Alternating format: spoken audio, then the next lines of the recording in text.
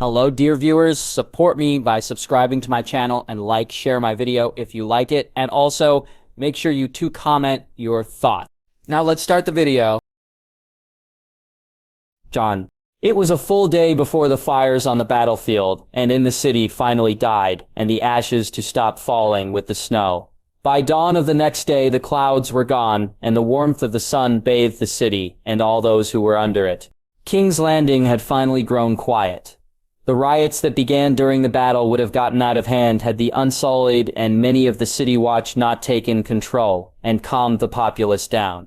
The people were still furious at the conditions they unknowingly lived and the inhumane things Cersei did to them, and they were starving when the Targaryen host had no provisions to spare.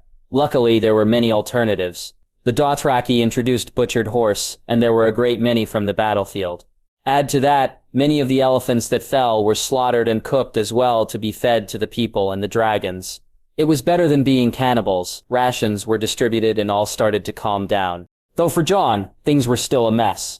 When he saw the Red Keep go up in flames, he took as many men as he could and made for the castle as fast as possible. He made it halfway before he witnessed the remainder of the castle that hadn't been destroyed in wildfire crumble and collapse into the sea. But he was relieved when he found Arya, Shaemay, and Brienne walking away from it all. Arya sustained a broken arm, Brienne a broken leg, while Shaemay only had a few large bruises. But the Hound was not with them. Arya informed him that he had been crushed by the castle, saving her, and thus House Claudier was no more. Grenn had been the one to tell them all that, before the castle fell, the Iron Throne was destroyed, cracked, bent, and torn apart by falling rubble. Fishing its remains from the sea would prove too difficult for any man to do. Though for Jon it didn't matter. All that he understood was that an iron chair of swords was no more. Jon had the survivors given the highest accommodations in the camps to heal. He had his arm taken care of, but that was all he truly needed. Arya rested while Gendry kept a vigil watch over her. Surprisingly, Brienne and Shaemay decided to share a tent. By the morning, they were found sharing a bed. There was so much to do still, with Cersei dead and the city taken. House Targaryen once again ruled over Westeros. It would be at least a few months before it could be considered official. The city had to be restored, and a place to rule had to be built. But that could be dealt with later. Jon had to see to more important matters. The surviving sellsword companies were allowed to gather their dead and ordered to dispose of the bodies properly. Many were wiped out while others had less than a few hundred members left. They weren't very respecting of their dead, however. No pyres were made, nor were any graves dug. The bodies were simply stripped of their valuables and piled up before burned. Jon wouldn't have that for those that fought for him. He didn't shy from making arrangements with many, to have bodies returned to their homelands for burial and pyres made for those that wanted that. Right now he was as he stood with Daenerys over two in particular, that were resting on wooden tables in the cover of the tent's canopy. She was leaning over Sarah Jorah's lifeless body, tear-filled and grieving. She insisted on spending just a few moments more before his body was to be taken to Bear Island and buried. Across from her, Jon walked over and caressed the white fur of his dearest friend. Ghost's fur was cleaned of blood and his eyes were gently closed. His direwolf's body would be taken back to Winterfell and buried in the Godswood with Shaggy Dog and Lady's remains. "I'm gonna miss you, boy," he whispered with one last brush of his hand through Ghost's mane.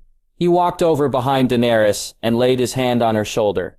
"It's time," she nodded slightly, before laying a light kiss on Ser Jorah's forehead. When they took their leave of the tent, a group of Northmen went in to prepare both of the bodies for transport back home. "Are you going to be all right?" Jon asked as he walked arm in arm with his wife. "I will be," Dany replied. She didn't look it, though. She hadn't slept the night before and didn't eat anything. But then again, neither did Jon. He couldn't find rest yet. The battle had been won, the city saved, justice was brought to Cersei. So why did it feel like it wasn't much of a victory? The answer was in the form of the greatest cries ever heard by any listening ears. The cries of a dragon suffering in great pain. Westeros had survived the bolt she took and the landing. Jon was with her the entire time that it was taken out, and her wounds being treated as best they could. He sang to her many times to soothe the hurts of her injuries. But it wasn't her pain that was greatest. Rhaegal was barely breathing when Jon returned to him after the battle. The mighty dragon had lost so much blood and couldn't move. He was struck 4 times, but only 2 bolts pierced his hide. When anyone tried to approach to tend to him, Rhaegal growled and let out small puffs of flame to fend off anyone who dared come near. It appeared mild and ignorable, except that it was coming from a dragon of great size. Not only that, but the maesters and healers had no equipment for a creature that had been extinct for the last century and a half. The task fell into the hands of the giants to save the dragon. Through translated directions by one of the wildlings, the giants barely understood what to do. It took 4 of them to restrain Rhaegal, when 2 others pulled out the bolts and used whatever cloth they could salvage for bindings. In the end, they had to use an entire tent to press down on the bleeding and some stolen curtain from a noble's manse in the city to wrap the wounds. Jon and Daenerys came to where both Rhaegal and Lyras were resting and recovering. There were no tents nearby for obvious reasons, but many people, including 2 giants, were caring for the dragons as best they could. Jon had to warg into both of them to allow people to get close every once in a while, but once the dragons realized that the people were meant to help, they stopped trying to attack the help. The leading maester, a man named Althor, saw and came to the king and queen with his diagnosis. He was heavily chained in healing links and wildlife study, making him the best one available, qualified for this task. Dany went ahead of Jon to meet the maester. "Will my child live?" The maester nodded lightly, but his face revealed that there was more to it, and it wasn't good. "We've done what we can, but many of the dragon's internal organs were torn when the bolts pierced through, and the bones of the left shoulder are fractured. Should it live, I'm very certain that your dragon will never be fit to fly again." The news was hard to bear. A dragon that could not fly was a terrible thing. The price for the throne was becoming too much. "Have him transported to Dragon Pit when all is clear to do so," Jon commanded. "Do everything you can." He grabbed Dany's hand and she held his tightly. "Please. We are working as diligently as we are, Your Grace, but we shall double our efforts to save your dragon." He returned to his work with the other maesters. "He will live," Jon told Daenerys with absolute faith. "I know he will." "I believe you," Dany replied. "But without flight, he will be a prisoner to the world. The sky is their kingdom, and now I am told he may not be able to enter ever again." She gave one last look to the dragons before leaving, with Jon. It was time for their meeting with Tyrion and the others. It took some time to walk from the set board of the camp to the command tent. Jon led Dany into the tent first, before he entered himself. Inside was a large table with a map of the city, nearly covering it from corner to corner. Gathered around it was Tyrion, Lord Shaimi, Arya, and Bran. Arya had her arm in a sling, while Shaimi did nothing to hide his wounds. His face was riddled with purple bruises. "Your Graces," Tyrion greeted with a curt nod of his head. "I trust that the maesters had pleasing news about your dragons." "Unfortunately, it was too grim to call it pleasing," Jon informed.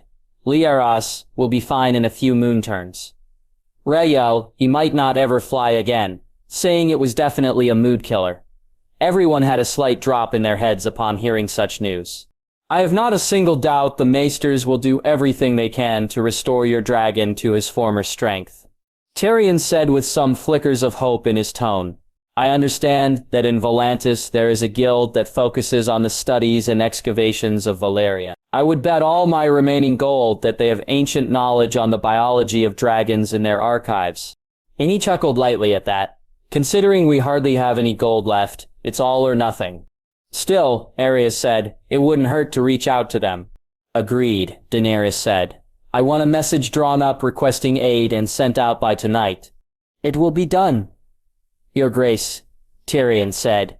"For now, though, I believe it will be best for us to focus on the mess before us." He moved over to a wooden token on the map where the Red Keep is, or where its remains are, and removed it. Thanks to the efforts and sacrifices of the Turncloaks from the Golden Company, only the Red Keep suffered destruction. Structurally, it will be impossible to rebuild where the castle stood. "So we cannot rebuild on Aegon's Hill?" Daenerys asked. "Calling it a hill is too generous a term," Bran said. "Anything larger than a small tower and grounds beneath would cave in." "There is still Dragonstone," Arya added. "It will not suit for a royal seat being off the mainland," Tyrion argued. "As things are, the throne is without a castle to rule from." Jon scratched the beard on his chin, as he thought about that. While it sounded a bit too grand to say they needed a big castle, there was practicality given that it would be a royal seat. "What about Harrenhal?" Arya objected. Didn't Edmure offer it as a new castle for House Targaryen? It was certainly the most expensive wedding gift that night, Bran commented, and it's still the mightiest castle in Westeros. I've not forgotten about that, Tyrion said. Despite the generous offer, I believe it must be turned down. Wherever the king and queen are, the country shall be governed, and to have such a place be changed from the very kingdom named and sworn directly for them would be a great insult. Harrenhal is worthy of a king and queen, yes, but it is not what it needs. Well, until Jon and Dany have a castle here, Harrenhal sounds like our best choice. It could be temporary, Dany said. Aegon's Hill can no longer support a castle, just as Visenya's Hill can't be rebuilt upon where the Great Sept once stood either. But the Dragon Pit has only suffered from time and lack of care. The foundations are strong, and the lands around are merely trees before any form of housing. We'll raise a new castle there in its place. There was a shared silence, as if someone was waiting for an objection or another idea to be made, but there was none. That sounds perfect. Tyrion agreed with a hint of excitement in his voice. The place where the dragons of old fell will be the place where the dragons of today will rise. Jon had a flare of inspiration. Dragon Rise. Yes, that's what we'll call it. A name like Winterfell, that felt strong and at the same time calm. So where do we start? I've never built a castle before. We start by spreading the word. Tyrion said, a challenge for the wisest of architects, to design a castle that will be immortal throughout history for the king and queen of Westeros. As long as the costs aren't as bankrupting as Robert Baratheon was. Dany said, while I'm certain you would enjoy the task of overseeing such a project, the city comes first. Tyrion nodded. Yes, Your Grace. Given that I've lived in the city for quite a few years, I would suggest myself for overseeing the revival of King's Landing. I've already an early morning wandering, and looking where things are most damaged. I've drawn up a few plans to improve the infrastructure. What about the people? Jon interrupted. Tyrion grimaced at the mention of that. In truth, their condition is all a matter of perspective. We are providing food and warmth, but the city is still a pit of vipers. Only now they aren't so hesitant to destroy each other to get out. Dany shook her head. Then we'll go there ourselves and oversee things. Though the fighting is over, the battle against winter is still being fought. But tomorrow is the day you and the king present yourselves to your subjects. Though you were both coronated in Winterfell, tradition would have it more publicly in a major city rather than just a castle. I'm not saying that we must repeat the process, but a public appearance to the people would help.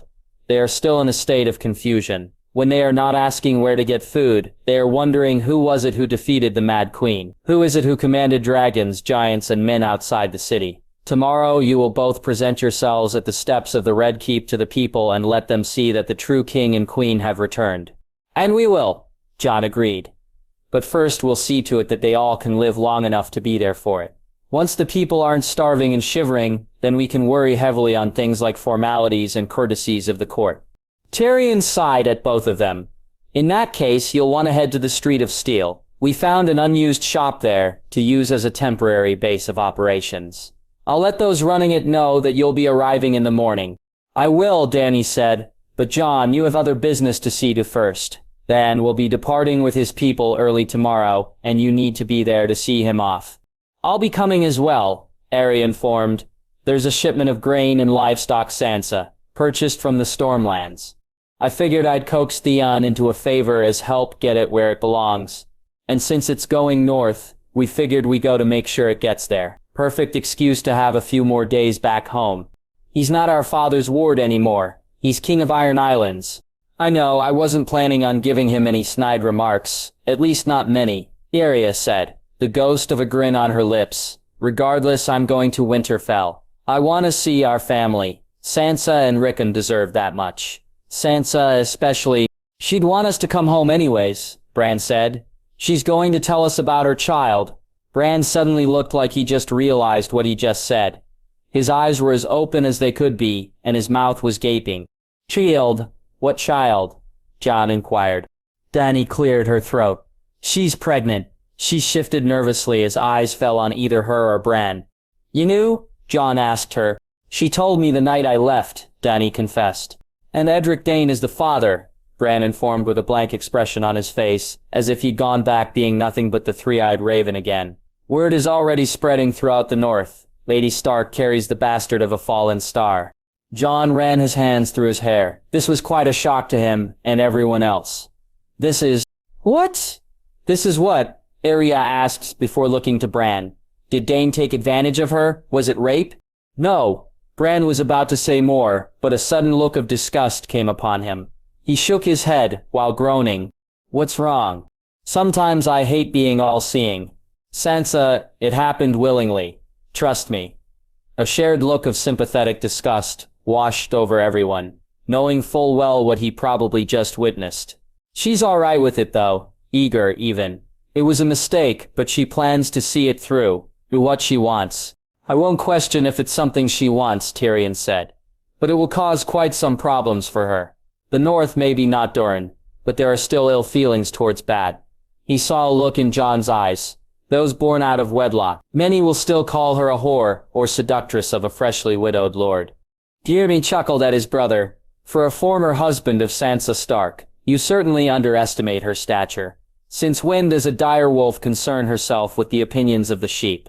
He looked over to Arya. I would ask to give her my regards, but I feel they'll be unwanted. No argument there. Arya agreed. We shouldn't be discussing this anyways, not when Sansa isn't here to speak for herself. You can hear it from her when you go home too. She told Jon. You are coming with me, aren't you? For your children at least. Of course, Jon hastily replied. We just have to take care of some things here first. When will you be leaving? In 2 days. We would leave tomorrow, but there's something I have to go do first. She sounded rather somber about that last bit. It obviously meant that she wanted some privacy. Things concluded rather quickly afterward. Tyrion had everything handled, and it was getting late anyways. They dispersed for the evening. Arya to go be with Gendry. Bran to go be with whoever he wanted to. Tyrion went to go find Bronn, Podrick, and some wine, and Jaime decided to return to Cerebrian's company. Jon stood on the hillside that overlooked the city. From a distance, it was hard to tell how much lingered in the city. Tomorrow he would see it all up close. He just wasn't sure if he was ready for it on such a great scale. Daenerys came from behind him and looked outwards as well. I never liked your brooding face, Dany admitted, which gave Jon a little chuckle. You look like you're carrying the weight of the world on your shoulders and yours alone. Although to hear Jaime tell it, it's when you most resemble Rhaegar. He shrugged at her. I guess now it's the weight of a crown. It feels a lot heavier. All I've ever done is fight. People used to say that just because Robert Baratheon was a great warrior, it didn't mean he would be a good king. He was also a whoremonger and a drunk. You are neither. We are dragons, Jon. A crown should never rest easy on a king nor a queen. The road here on out will still be difficult. She looked over to the city, taking in the sight. But we'll go on that journey together. All of us. He pulled her into his arms and embraced her with a kiss on her warm, soft lips. His eyes fell closed when he tasted her sweetness and her love. He pulled away and looked at the eyes he fell in love with. Come, it's rather cold tonight, and it's a king's duty to keep his queen warm. When the cold of the winter night came, it never reached the inside of the king and queen's tent, for theirs was the warmest of all. By morning, both were dressed in their finest. Daenerys in a black dress, with threading resembling dragon scales, and a bright red cape flowing down her back from her right shoulder. Jon wore the breastplate of his Valyrian steel armor over his black leather doublet that was similar to the dress his wife wore. His northern cloak that still bore the Stark sigil was wrapped over his shoulders. Both king and queen were finally ready when they were each crowned. They parted ways to tend to their own duties. Jon rode on a black Deathfire into the city with the remaining Kingsguard. Sarah Will Cole was now Lord Commander and kept his vigil close to his king, along with Sarah Lon. As they were heading for the docks, Jon finally had the chance to look around at the efforts of providing aid. He was sure that the road he took was the first one to be visited by their men and supporters, because all around the people were wrapped in warm cloaks and coats. Each person had a small bag of rations to see them through. The efforts were proving to be fruitful. At the docks, about a dozen of the Ironborn ships moored with men loading their spoils of war on board. While Jon had no desire to loot the dead, the men of the Iron Islands were not governed by him and awarded free rein to do as their king allowed for their support in the wars. Jon found Theon looking over his men on a set of stone steps. Theon was dressed out of his armor and into a black cloak that flapped in the wind. For once, Theon had a look about him that wasn't weasel-faced as when they were growing up or broken when they saw each other at Dragonstone. He walked up to the King of the Iron Islands and watched with him. "I'm sorry about your sister." Theon nodded in thanks. "Her murderer is where he belongs." He pointed to one of his ships, and Jon noticed something. He was surprised. He missed. Tied to the Kraken figurehead of the lead ship was Euron Greyjoy's body, mutilated and skin paler than snow. For the first time ever, Jon became a little intimidated by Theon. Euron will never meet the drowned god, but Yara will. What is dead may never die, Jon, but rises harder and stronger. No one will ever match her glory in the drowned halls, and no one deserves the eternal boons more than her. Given what Jon witnessed through gods and magic in his life, he would not deny nor doubt that Yara was where Theon believed her to be. "I've sent a few ravens to Winterfell. One of them is arranging for a ship to take your son and niece."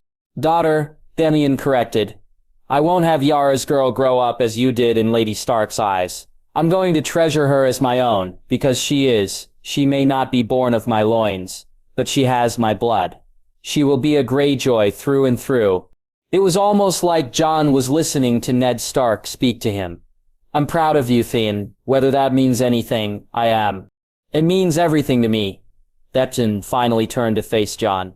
"I wanted to be a Stark for so long, then a Greyjoy. Now, I want to be my own man, and that's what I chose it to be.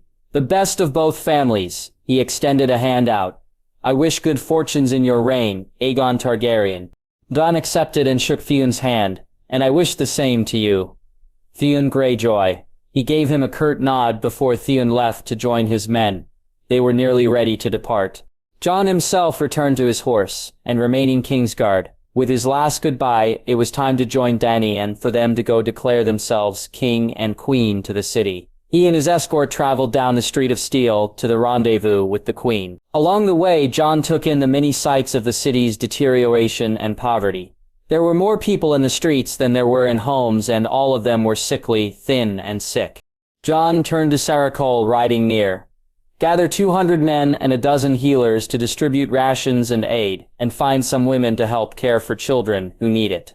At once, your grace. I'll be as fast as I can." Septon Will spurred his horse, and galloped ahead, leaving Septinault, the only Kingsguard vigil, with the other men. Jon scanned around at all the suffering. His eyes caught the sight of a young girl, maybe a little older than Edric's daughter, holding a crying babe in her arms. He dismounted and approached the shivering child and knelt down to her. "Hello." She didn't respond. She only shook from the cold and bounced the baby in her arms. "Is that your sibling?" "Kristen, brother," the girl squeaked out. "And where's your mother and father?" The girl remained silent as she lifted a finger pointing to an alley. Jon stood up and walked where the girl directed.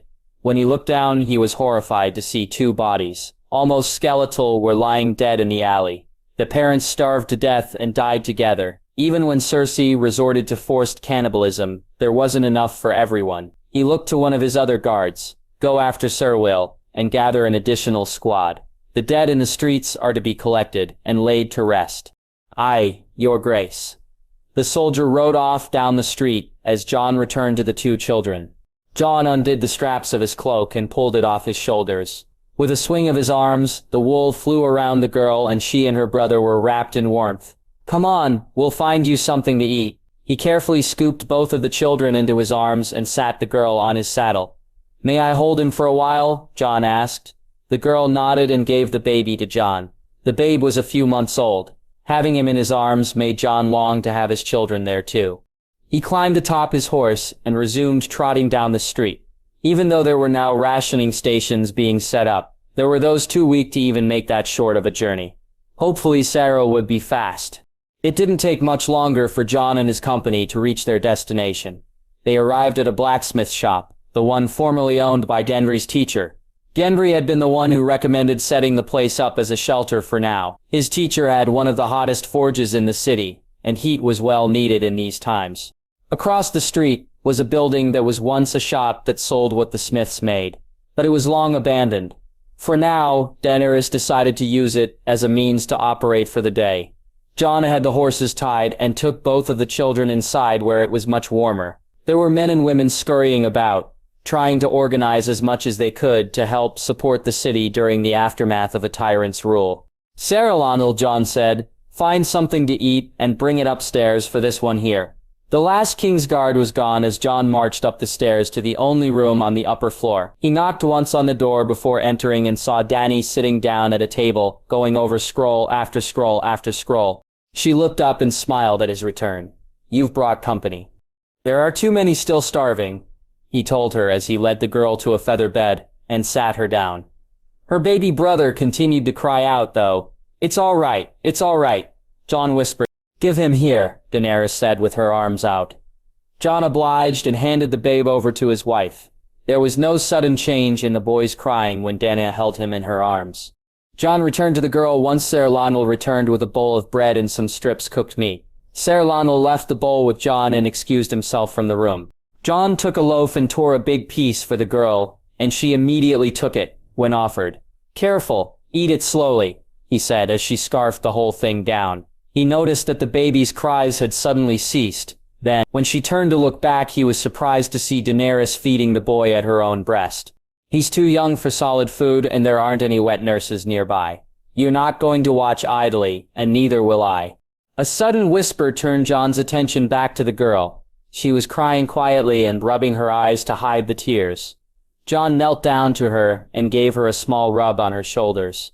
"What's wrong?" The girl moved her mouth, trying to form words through her sobs. "Tal thand tat you." Jon pulled the shoulders of his cloaks back over the girl's and wrapped the wool over the legs of the dress. "It's going to be okay now, even though things didn't look that way right now for a great many like this girl and her baby brother." Jon believed it. "We can't leave," Dany said. "We're not leaving our children in Winterfell. I mean, we can't leave yet. Not while this city is in need of us. We're breaking the wheel, but the pieces are falling on those it once rolled over."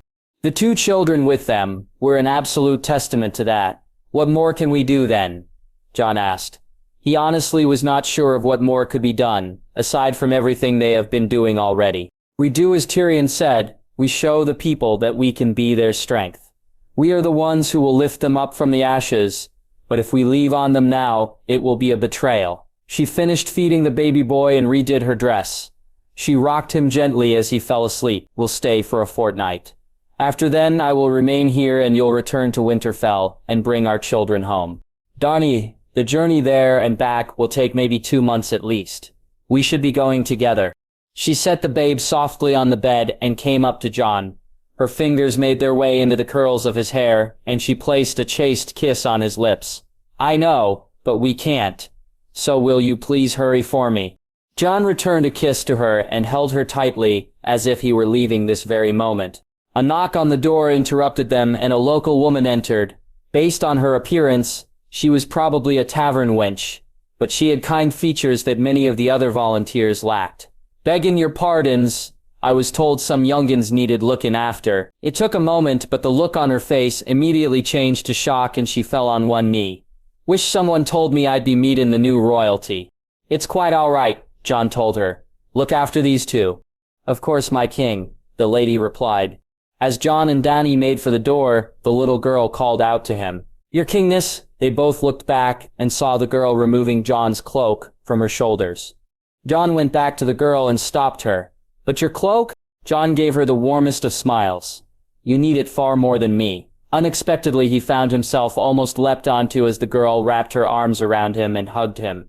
"I won't ever forget you," she told him. "Nor will I promise." He meant every word of that, despite not even asking her name. He rejoined his wife and they left the children to be cared for. As Jon and Dany went down the steps and met with the men who would be their guards for the escort, Jon felt a bit bad that he had to leave those two children alone for now. But as he looked among those gathered, he recognized one of the soldiers garbed in northern boiled leather that he knew by name. He was easy to remember because of his long brown beard and hardened looks. "It's Clay, isn't it?" Jon inquired. "Yes, your grace," Clay replied with a nod. "There are 2 children upstairs. Make sure that they get to one of the shelters and give them some company. Share a story or 2. Clay had actually come to the north with Stannis Baratheon, but when Stannis fell, those that escaped either took the Black or joined Jon to retake Winterfell and avenge their king. Ever since Clay had fought and won with Jon and many others. "It would be my pleasure, Your Grace," Clay said and made his way upstairs behind a volunteer wet nurse that Dany had sent for the baby boy. The king and queen returned outside to the horses waiting for them. Only now, Jon was cloakless. But he didn't care, nor did he have much need of it. There was a fire burning within him that kept him warm. Jon was once again on his black destrier, and Dany on her silver, as she called it. Together they went at a good pace to meet Tyrion at the gates of the Red Keep as they continued down the Street of Steel. As they rode deeper into the middle of the city, things became a bit more prosperous. It was where most of the soldiers were providing food and warmth, where it could be spared. There were lines of people waiting to get something to eat. Some of them almost looked like whites given how much they were sickly thin, while others were rather plump. It was getting a bit easy to tell which of common folk Cersei bothered with and those she didn't. Up ahead there was an ensuing brawl between several of the citizens over getting food. Gendry's soldiers were the ones assigned to this area, and immediately they broke it up and restrained all who fought. King's Landing was so close to dying in on itself. If the Targaryen army committed to a siege instead of battle, who knows how much massacre and death the people would have caused over something as simple as a plate of food. They had to keep going though. Even though Jon didn't care for formalities, he saw the hope raised in Winterfell when his sons' births were announced moments after destruction and death. The people needed hope more than ever now, as much as they needed a king and queen to guide them to it. Still, he kept his gaze looking all around, trying to capture every detail of the city and the people that needed help or attention. Jon stopped. He halted his horse and froze when his gaze found the ruins of the Septet of Baelor. The building was nothing but blackened rubble and ash, but the steps and a few areas around remained. He steered his horse in a new direction, making his way up the steps. "Jon?" Dany asked, as she followed after him. "Where are you going?" He did not answer. He just kept going until he came to the plaza just outside the ruins. There were many people all around, and all were surprised when they saw Jon appear before them. He ignored them too. He dismounted his horse and walked up to the platform where it happened. People moved out of his way as fast as they could. When he got to the center where it truly began, Jon knelt down and placed a hand on the scorched stone. There was no mark to show the memory of what happened. If there was, it had faded away a long time ago. "Jon, what is it?" Dany was behind him, as was Ser Lionel, but only she looked confused. Ser Lionel, a northern, knew as well where they were. Jon took a deep breath when a horrible pit formed in his stomach. "This is where my father died." Dany gave a slight gasp. He turned to look at her. He felt a great hate grow within him. He wished Joffrey was still alive so he could kill the bastard himself. He wanted all of his enemies alive so he could rip their heads off for all the pain they caused. Jon looked out to the yard and saw all the people were gathered and watching him. He got to his feet and looked out to them all. "How many of you were here that day?" he said to all of them, with a heavy voice. "How many of you cheered when the bastard Joffrey took Ned Stark's head? How many of you believed the lies that were confessed?" He felt his fists clenched tighter than they ever had. "How many of you are still happy with it? With how your lives became because you praised a false king, murdering an honorable man?" Jon felt a soft hand wrap over his. He immediately realized when he felt Dany's touch. He glanced over to her and saw the comfort she was trying to give to him. It managed to calm him and let him collect his thoughts. "Let me tell you about the man who died here, 8 years ago. A father who confessed false treason to protect his daughter. A second son who never thought he'd become the Lord of Winterfell. He fought a war to avenge his murdered father and brother, and to rescue his sister Lyanna Stark. He found her, but he learned a terrible truth. She had died giving birth to Prince Rhaegar's last living trueborn son. She begged her brother to protect him from the wrath of Robert Baratheon, and he did. He brought the babe home and claimed him as his own bastard, sacrificing his honor to protect those he loved. He is the greatest man I have ever known, and I will not let his memory be a lie. I am Aegon Targaryen, firstborn of Rhaegar Targaryen and Lyanna Stark. I am Jon Snow, the bastard of Winterfell. I am the blood of old Valyria, and the first men. Jon looked over the people and could see faces of shame within themselves, but also glimmers of hope that the royalty before them was not more of the same. But then he caught a glance of Arya in the crowd, standing next to the ruined statue of Baelor the Blessed. She looked more joyful than anyone else at that moment. She raised a fist into the air and was the first to call out, "Hail to the king and queen! Hail to King Aegon and Queen Daenerys! Hail to the dragons!" Other people cheered with her afterward. "Hail to the king and queen!" The words chorused as more of the common folk joined in. "Hail to the dragons!" "Arya? Arya?" Gendry asked. Arya shook herself from her thoughts and looked over to her husband. "What? Didn't you hear what I just asked?" he asked with a smirk. He still made that face at her, the one whenever he felt she knew more than he did about everything. It was so annoying, but also so grisly. In truth, she had completely forgotten what they were talking about. Her thoughts had been rather focused on herself ever since they left King's Landing. It felt wrong to think that they were going to Winterfell because it wasn't going to be her home anymore. Storm's End was its own place, but it wasn't a place that she felt would be similar. Perhaps this is what her mother felt when she left River Run after her marriage. Aside from that, she was starting to feel doubts about what she was. Lady Baratheon. She wasn't going to be a proper lady. The Night King would rise again before she was wearing a dress again. But still, the title felt like a prison. She was a fighter, an adventurer, an assassin, now confined to titles and castles. She wanted to go sailing west of Westeros once before, but that dream could no longer happen. Duty had become the chain to her desires. "I'm sorry, what did you say?" Arya asked as she looked on ahead. The path was becoming harder to see as the sky grew darker, but it looked like there was torchlight up ahead. Aside from her and Gendry, the Baratheon party consisted of a dozen knights, all dressed in yellow and black. They had been riding at a rather slow pace, so as to not disturb Arya's broken arm. Per the Maester's orders. "I was saying that I was thinking about the Valyrian steel. Since I'm the one who owns it and forges it, then technically it kinda makes us more richer than the Lancetors, doesn't it?" His grammar was still years from being what was needed for a lord. Everyone became richer than the Lances when Tywin's mines went dry. But yes, House Baratheon might just be the richest house in all of Westeros. But once you stockpile it up and sell it all, you might become richer than the Iron Bank of Braavos. Braavos, isn't that where your friend was from? You remember, the one who helped us escape? Arya nodded. He wasn't my friend. He was simply no one. She remembered when she saw Jaqen's face next to the dead body of that woman. She almost felt angry that he had nearly killed Daenerys and the babies. But in truth, there was nothing. He wasn't her friend, and she wasn't his. From what she saw in the House of Black and White, it made her wonder if he truly was dead. You planning to make a few large purchases in the future? Well, I wouldn't really know what to buy. I mean, I'd have my own forge, of course. But I feel I owe most of it to your brother. He sold the steel at a rather cheap price. Gendry, he told you that you don't need to. A sword and set of armor were far more than you could have asked for. I know It's my father's fault that the realm became so poor and filled with blood. I feel I ought to pay back that debt the best I can. I want to be more like your brother, not another black-haired Baratheon who just fights and fucks. You're nothing like your father, and as long as you have me in Davos, you won't become him. If anything, you're a bit more like Renly. He was more charismatic and much nicer than King Robert was. I saw him once. Tubbo and I were attending a tourney once. Made great coin that week. Renly was up in the stands.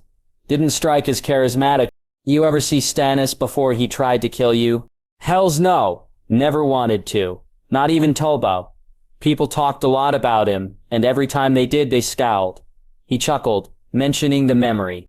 It was the same for Arya. Given that Stannis was the master of ships at the time, a meeting with the Hans family was expected. You're the best bits of all of them, and none of the worst parts. Thank the gods for that. The torchlight up ahead was more prominent now, and a few braziers were visible too. Arya sucked in a breath when she recognized where they were. The place where it all started for her. The inn at the crossroads. Isn't this where we last saw Hot Pie? Last time I was here was a year ago. He's still here, I bet.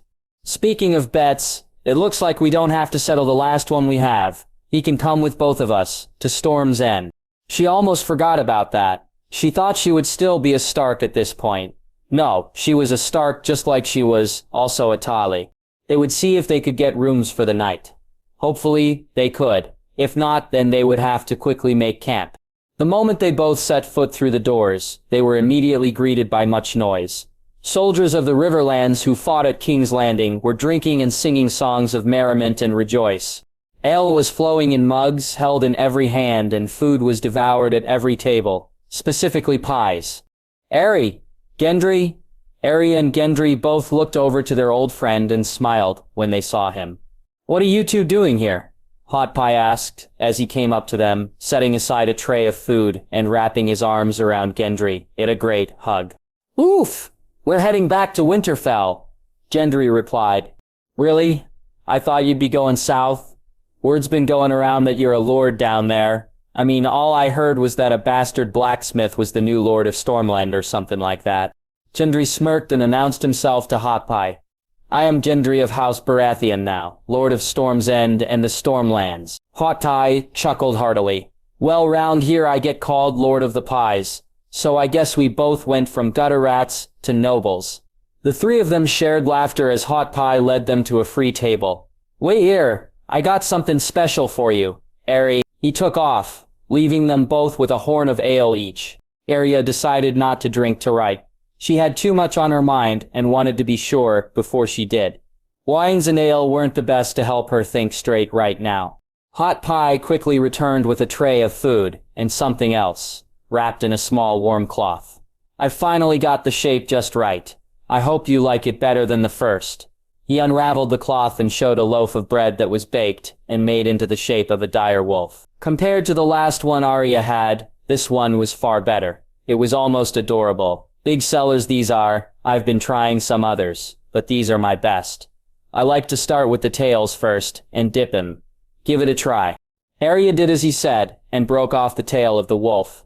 The bread was freshly warm and felt crispy. She dipped it into her pie and tasted the gravy-soaked bread.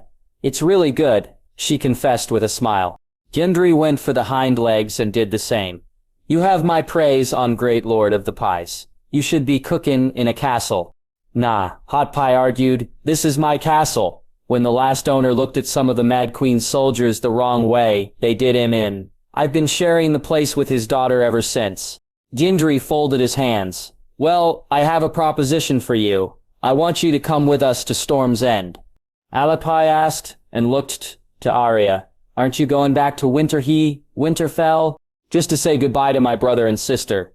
Then I'm joining my husband's side." She slid her hand to Gendry's and wrapped her fingers around his. "You two got married?" His brow arched up. "Never would have guessed, but congratulations anyway. Real fitting, really. Well, I'm guessing you'll need rooms."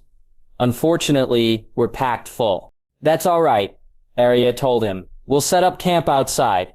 "So, will you come with us?" Gendry asked again. Hot Pie gave a smile but shook his head. "It's a nice offer, but like I said, this is my castle, and I am the lord here. I'm gonna have to say no." Gendry had a look of disappointment, but nodded all the same. "Very well. If this is what you want, then I won't try to pull you away from it." "Ah, I'm expecting a bit more fight from the smith." Hot Pie jested. "Enjoy the food. I'll come back in a bit, though. I want to hear your stories."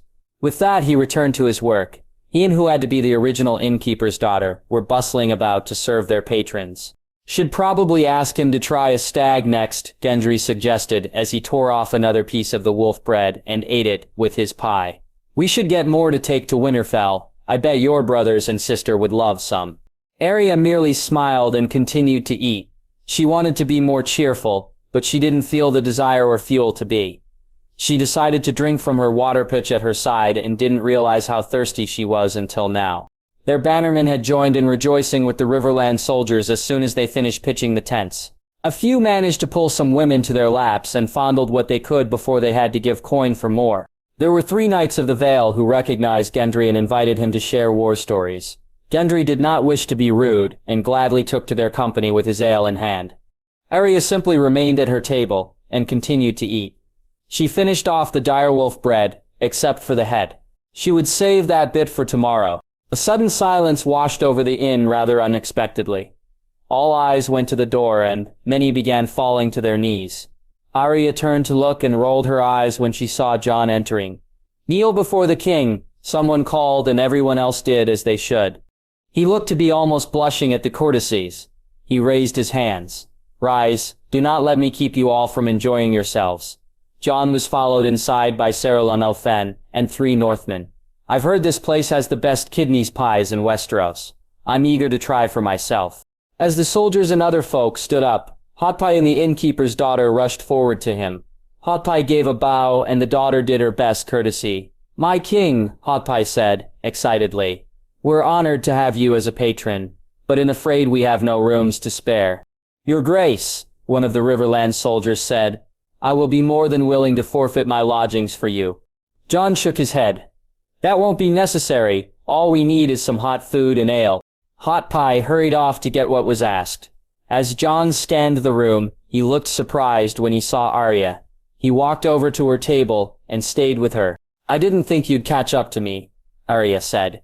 We've been riding rather hard. We're trying to beat the train of men coming after us. He chuckled. You look like you just had to sit through a stitching lesson. Ugh, Septimodum was always a bitch. No, Arya, that won't do.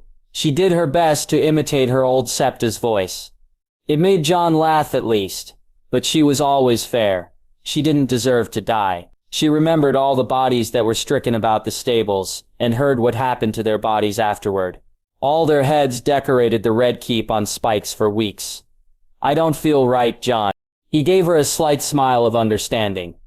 Me neither. I expected things to feel like they once did after we won. But they don't. And they never will, no matter how much we want things to return to how they once were. They won't. They won't. There is no going back. Arya took a deep breath as if taking in all she had just said. My list of names was all that drove me to survive, to live even. Ever since she took Cersei's head, she had trouble sleeping. She had no more names to say before bed, no more enemies to seek revenge on. When you came back from death the first time, did you still feel that desire to be a man of the Night's Watch? No, I didn't. My purpose for being there died when I did. I was going to take Ygritte and Leorus as south as possible. If I wasn't wanted to help guard the realms of men, then so be it. But then Sansa came to Castle Black. You had purpose again. Family. You always fought for us, because that's who you are. Now that Cersei is dead. I'm gonna be Lady Baratheon. She shook her head when she said those words, denying them. Jon gestured to her ale, silently asking for a swig. Arya handed over her horn and let her brother have it. As he finished, a smile came on his face, one she rarely ever saw. Look at the two of us. Who would have thought us being in these positions? Arya had to chuckle. I haven't decided if Mother would be pleased. I am at last a Southron lady, or horrified. I have married a bastard, even if he is a king's. He looked at her then, mimicking the same look her father would give her when it was grave to be in King's Landing. Are you happy, Arya? Happy that you married Gendry? His gaze fell upon her husband as he asked. He was raising his horn of ale with some of the other soldiers, and Hot Pie even. He was happy for certain. I want to be truly. But it doesn't right that should, ever since we left home. Violence is what drove me to be who I am. Sario, Sandor, Yoren, Jaqen, they all were the ones who had a part in shaping her into the fighter she was. How am I supposed to go back to being Arya Stark of Winterfell, the little girl who got mud on her dress and couldn't stitch a thing to save her own life? They both shared a fit of laughter in the last bit. Jon shook his head at her. You don't. There is no going back, only forward. Kill the girl, Arya.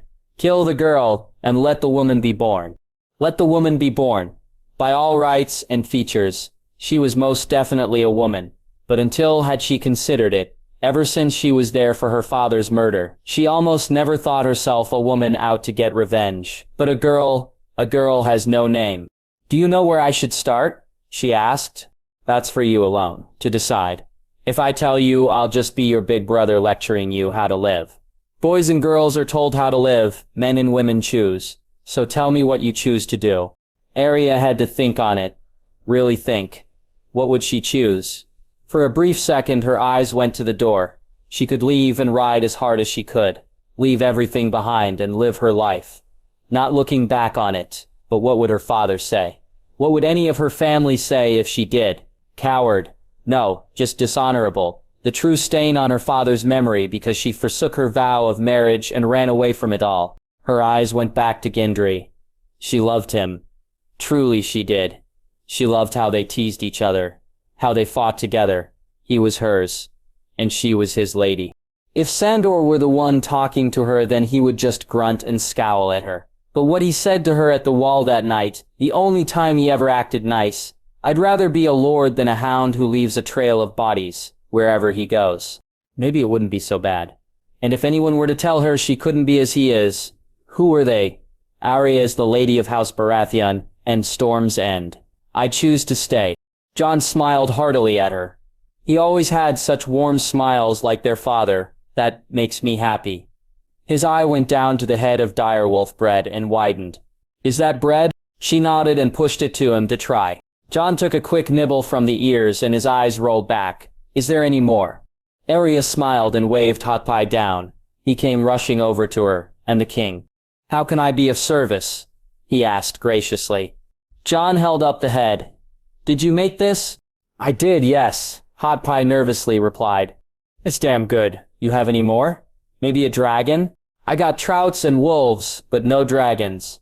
Your Grace, I can try one if you'd like. Just a pair of wolves, then. In the morning I'll want a dragon to eat. Right away. Hot Pie sped away and Jon broke the bread in half and shared it with Arya. Do you think your arm will heal by the time we get back to Winterfell? It should be. Why? Because I owe you a real duel, and I'm not going to hold back this time. He smugly grinned at her as he ate the rest of the direwolf bread they currently had.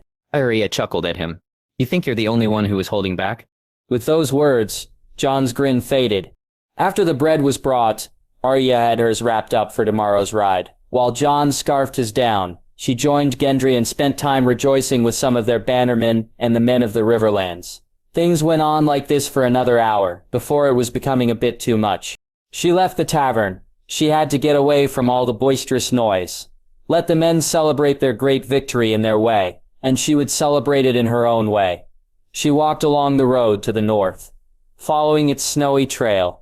Looking back on things, so much happened at this inn. She crossed Polliver's name off from her list herself. She chose to go home instead of King's Landing. She lost one of her friends here. She found the clearing by the river, where she practiced with Micah long ago. The river was partially frozen over, and there was no sign of anyone being here. The snow looked like a fluffy bed, undisturbed and untouched. She walked to the edge of the river and looked out to the rushing water. For a moment, she thought she caught a glimpse of gold, gleaming from undeath the flowing water. Was Joffrey's sword still in the water, or did someone fish it out? Arya wondered.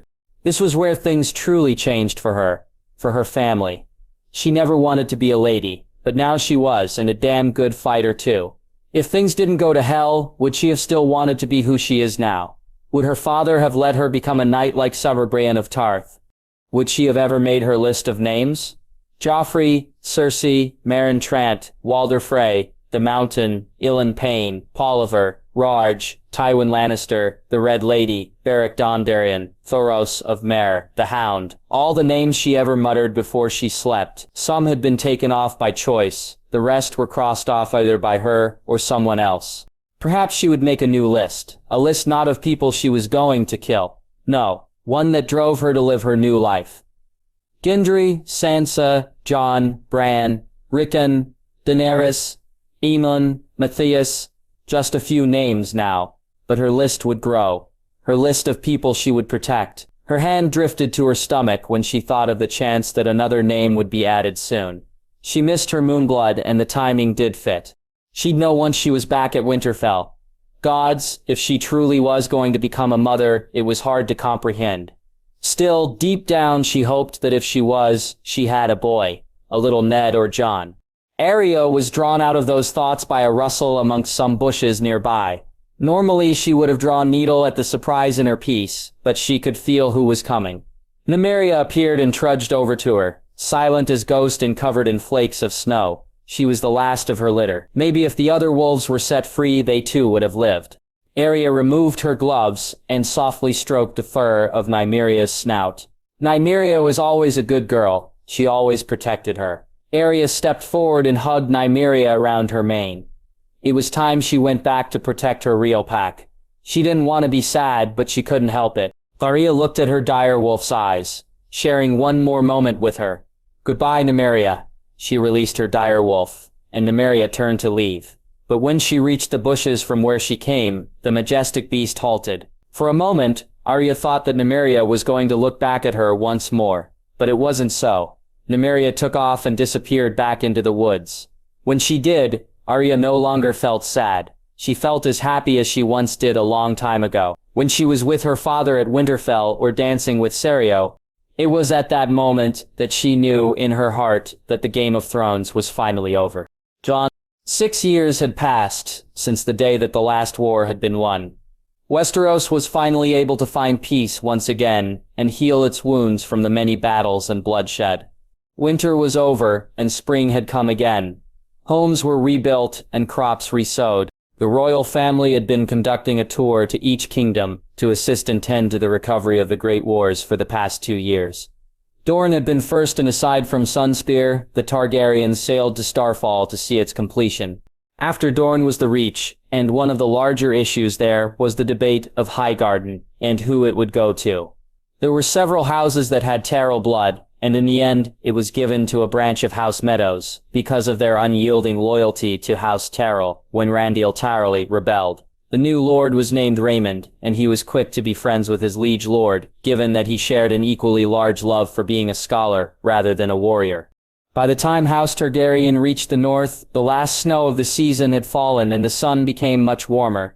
The Wall had finally seen its first real summer last year after thousands of winters had passed. Much of it had melted and a lake formed and drowned 2 of the castles to the west side. Castle Black was going to be rebuilt as a new keep, a temporary capital for the new kingdom of the Winterlands. With the White Walkers gone and peace made with the Wildlings, the lands north of the Wall could be properly settled and ventured.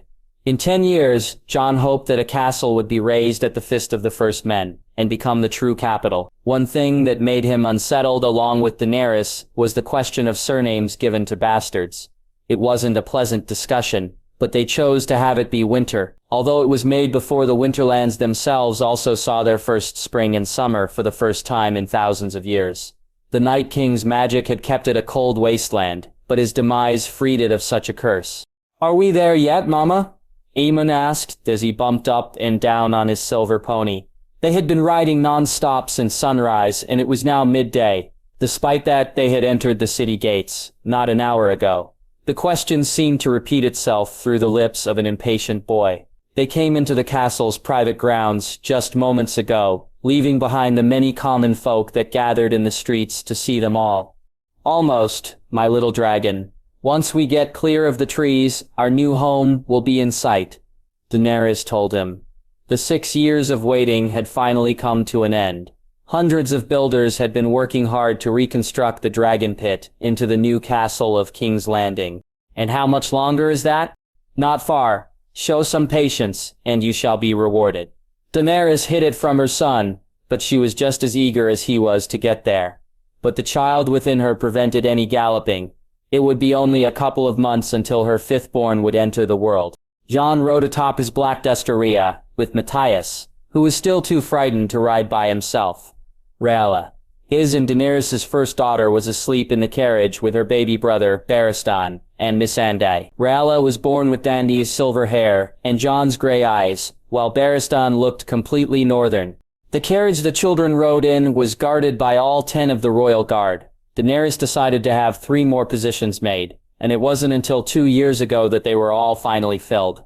And since the 10 would be guarding the king, queen, and the royal children, renaming them from the King's Guard to the Royal Guard felt more fitting. "Papa, look!" Matthias pointed up as Drogon and Lyris both flew overhead. Both of the twins laughed joyfully when they saw the dragons, though Jon felt slightly saddened that Rhaegal could not fly with them. The great dragon had been resting in the ruins of the Red Keep for so long, and he would continue to do so. "We can't let them beat us," Aemon said. Yeah. He whipped the reins of his pony, but the creature remained at a walking pace. Then he smiled brightly at their son. "They're just as excited to see our new home as we are. But when has there ever been a horse that could outrun a dragon?" Aemon pouted as he looked on ahead. "Papa?" Matthias asked. "Yes?" Jon replied. When will our dragons hatch from their eggs? Matthias looked up at Jon with the eyes of his mother. Only his were more a red shade of violet than Dante's. That I do not know. My little wolf, I only know that when they do, it will be when the time is right. With those words said, the trees ended, and the royal family behind the new castle of House Targaryen. Instead of red, the stone that made the foundations were pale white, almost silver reflected in the daylight. 4 great towers surrounded the base.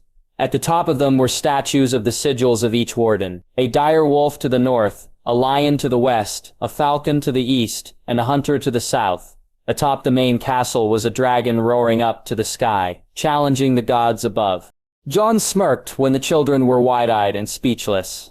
Welcome to Dragonrise, my sons. The boys were both very excited. Even Dany shared some of it as they passed under a grand-looking portcullis gate design, like a dragon's mouth, with its teeth bared and ready to fall on any that would try to come unwelcomed. The many residents of the castle, the servants, guards from the highest ranks down the lowest, all gathered in welcome of House Targaryen to their new home. Dany smiled warmly at them and waved here and there, while Jon kept a brooding expression. Aemon saw that on his father. "Mama, Papa's making that face again," he tattled. Dany scoffed at Jon when she looked at him. "You being stoic makes me want to laugh at you." Jon failed to contain a grin and joined her in waving to the people. She was right. He didn't have much to brood at anymore. The current heads of the castle came into sight in the middle of the large courtyard. The stable master and a dozen stable boys came rushing over to take care of the horses the entire party rode in on. Jon dismounted and lifted Matthias off his horse, before going to Daenerys and assisting her as well. Together they approached Lord Tyrion and those with him. As soon as the king and queen halted, all around got down on one knee, bowing before the king and queen of the 9 kingdoms. "Stand," Jon ordered, and all obeyed. Tyrion stood up with a pleased smirk on his face. "Dragonrise is yours, your grace," he said to both Jon and Daenerys. "We've been most eager for your return." "It's wonderful to be back," said Dany. "Mama?" Aemon tugged on the hem of Dany's dress. "Can we see the castle now?" "Of course, Lord Tyrion. Will you give us the honor?" "Sadly, I must decline. I have a few urgent matters that I must see to. The steward of the castle is the better choice anyway. He knows every nook and cranny of this castle as I would a woman." "What's that mean?" Matthias asked. Jon lightly groaned at such a question.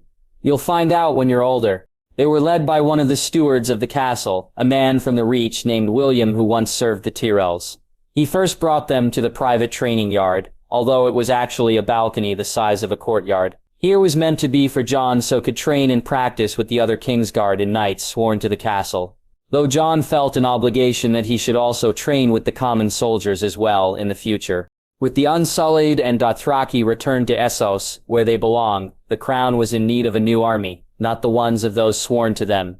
Over the past few years it had begun rather small, smaller than the Night's Watch even before its disbandment. But it gradually grew. In a decade or so, the size and strength would become grand and mighty.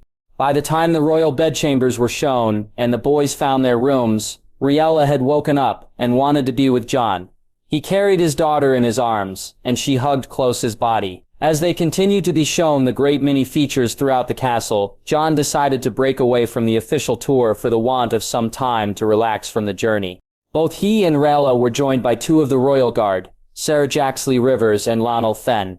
They were dressed in black gilded armor that was decorated with dragons of House Targaryens, and the personal arms of the individual knight. Ser Lionel had water lilies while Ser Jaxley chose to have his armor be barren given his name and low-born birth. "Where are we going, Papa?" Rhaella asked. "To the Godswood. I want to see how some of the trees I planted have grown." "Ah, but trees are boring.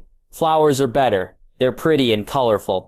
I won't disagree with that. But I think you might like these trees. Do you remember the one with red leaves in Uncle Rickon's home?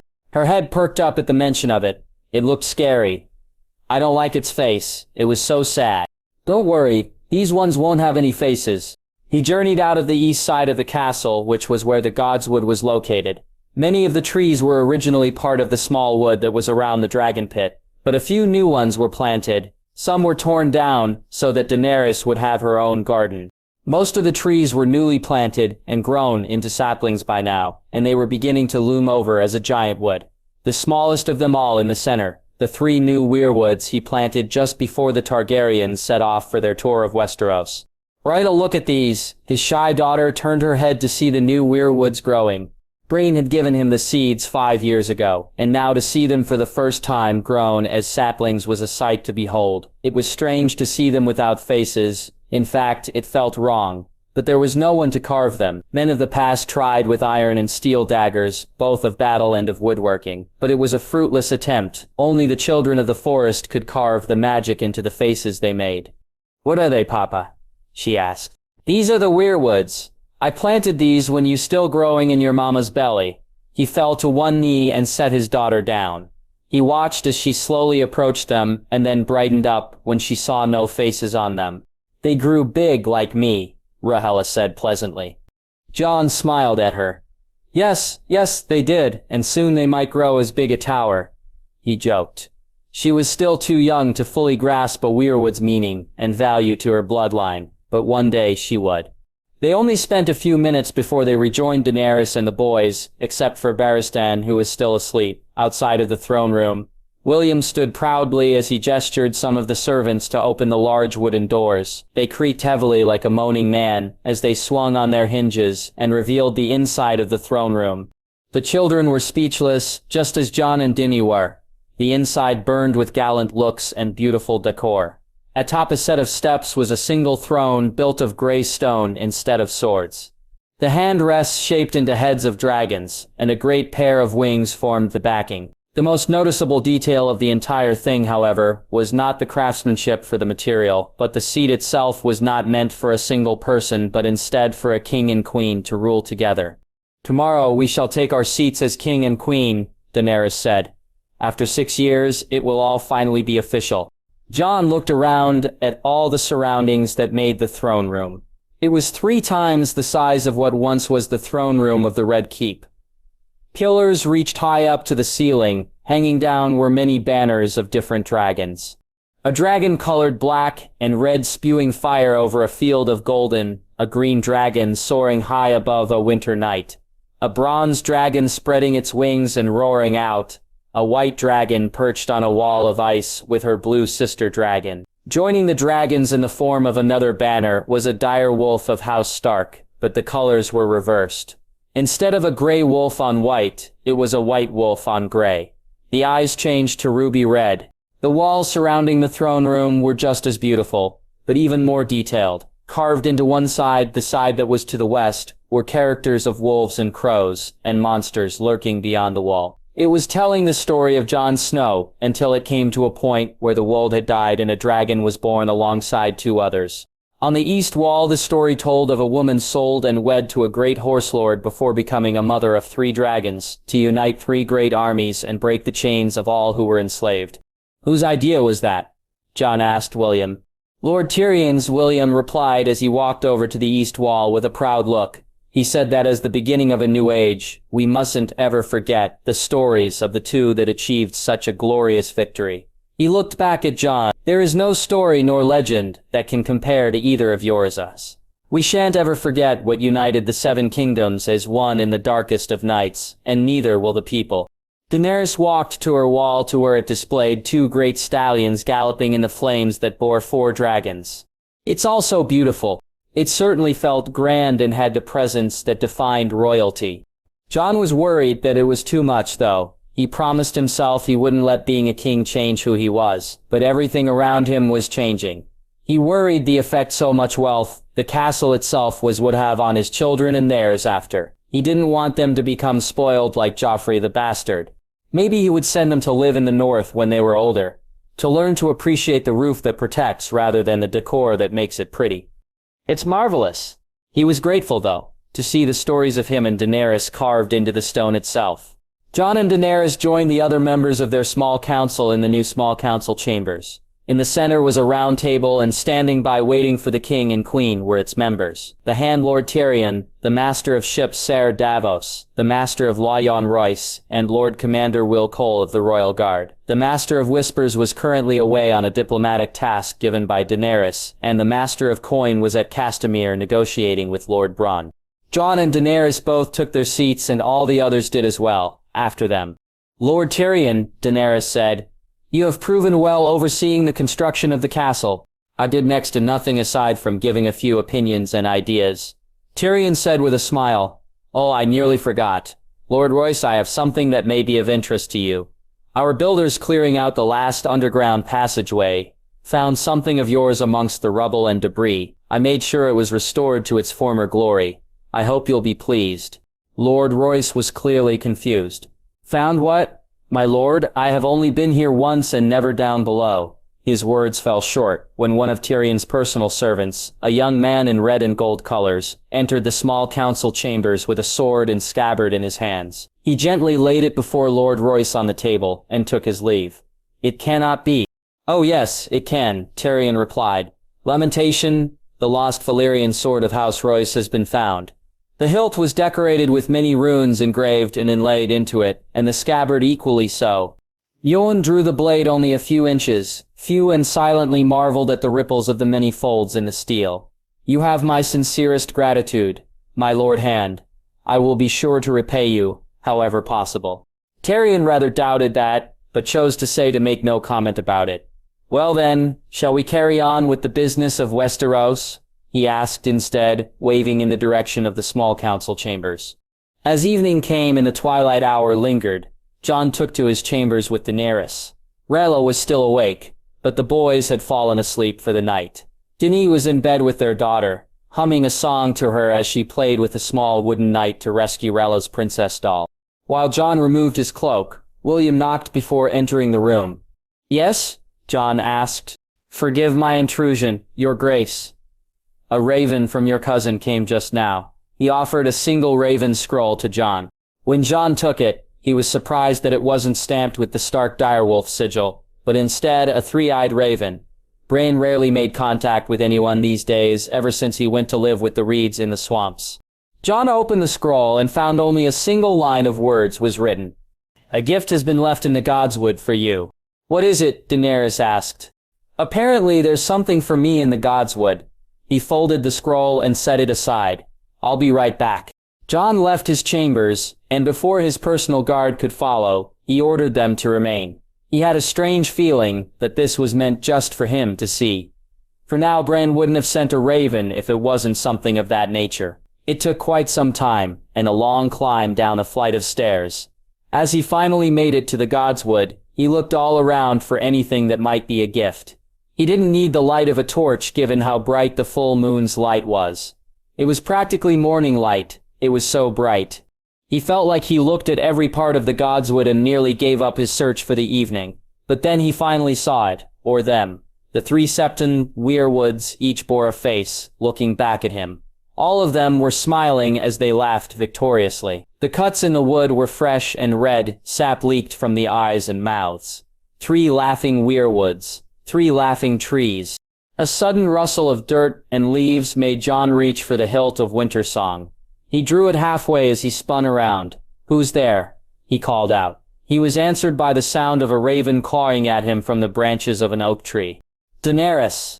The semi-final of the melee was just about ready to begin. Many had silently hoped that this matchup would come to pass, but no one thought it would actually happen. Daenerys felt herself scoot to the edge of her seat on the royal dais, and a hand lightly squeeze around hers. Rosella was just as nervous, yet excited to see the duel as she was. Matthias held his Valyrian steel sword Winterfire in both hands, and stood defensively, as Aemon held his own Valyrian steel sword Dragonclaw in one hand, and a shield in the other. 2 brothers who were both twins, each looked the exact opposite of the other in their armor, and their weapons. The swords were gifts from Jon last year when they each turned 18. Winterfire had much more of a northern look to it, while Dragonclaw had many decorations like Oathkeeper and Widow's Wail.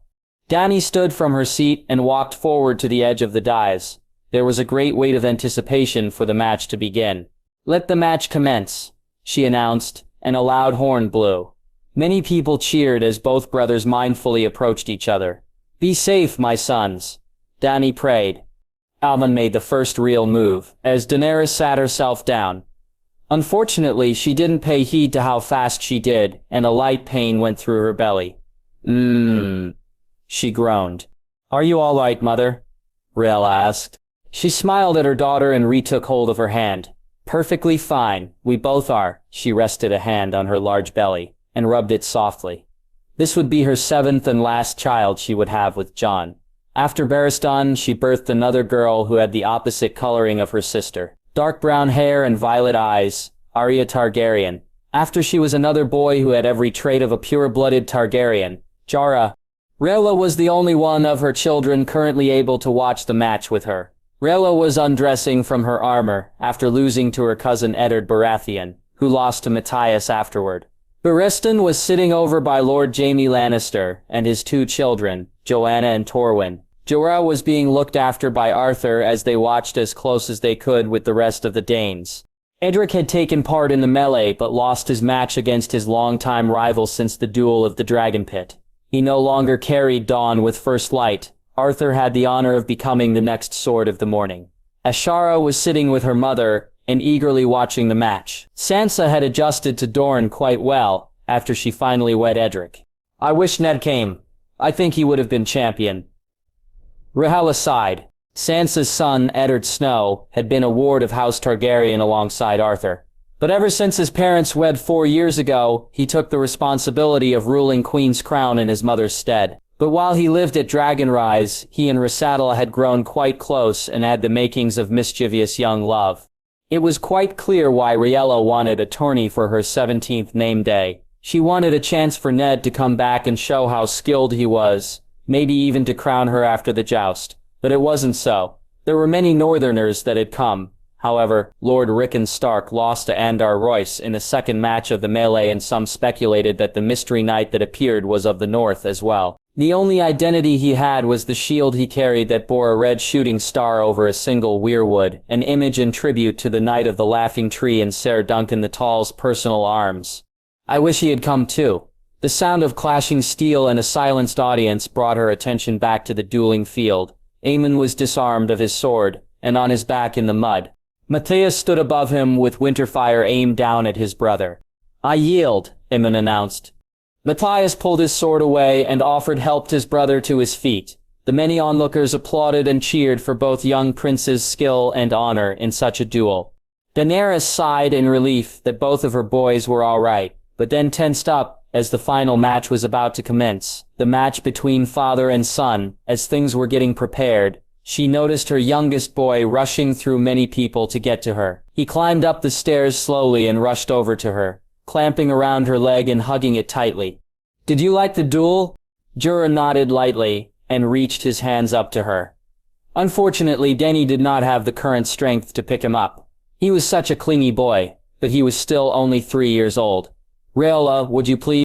Her daughter obliged and sat Jorah in her own lap and watched with him.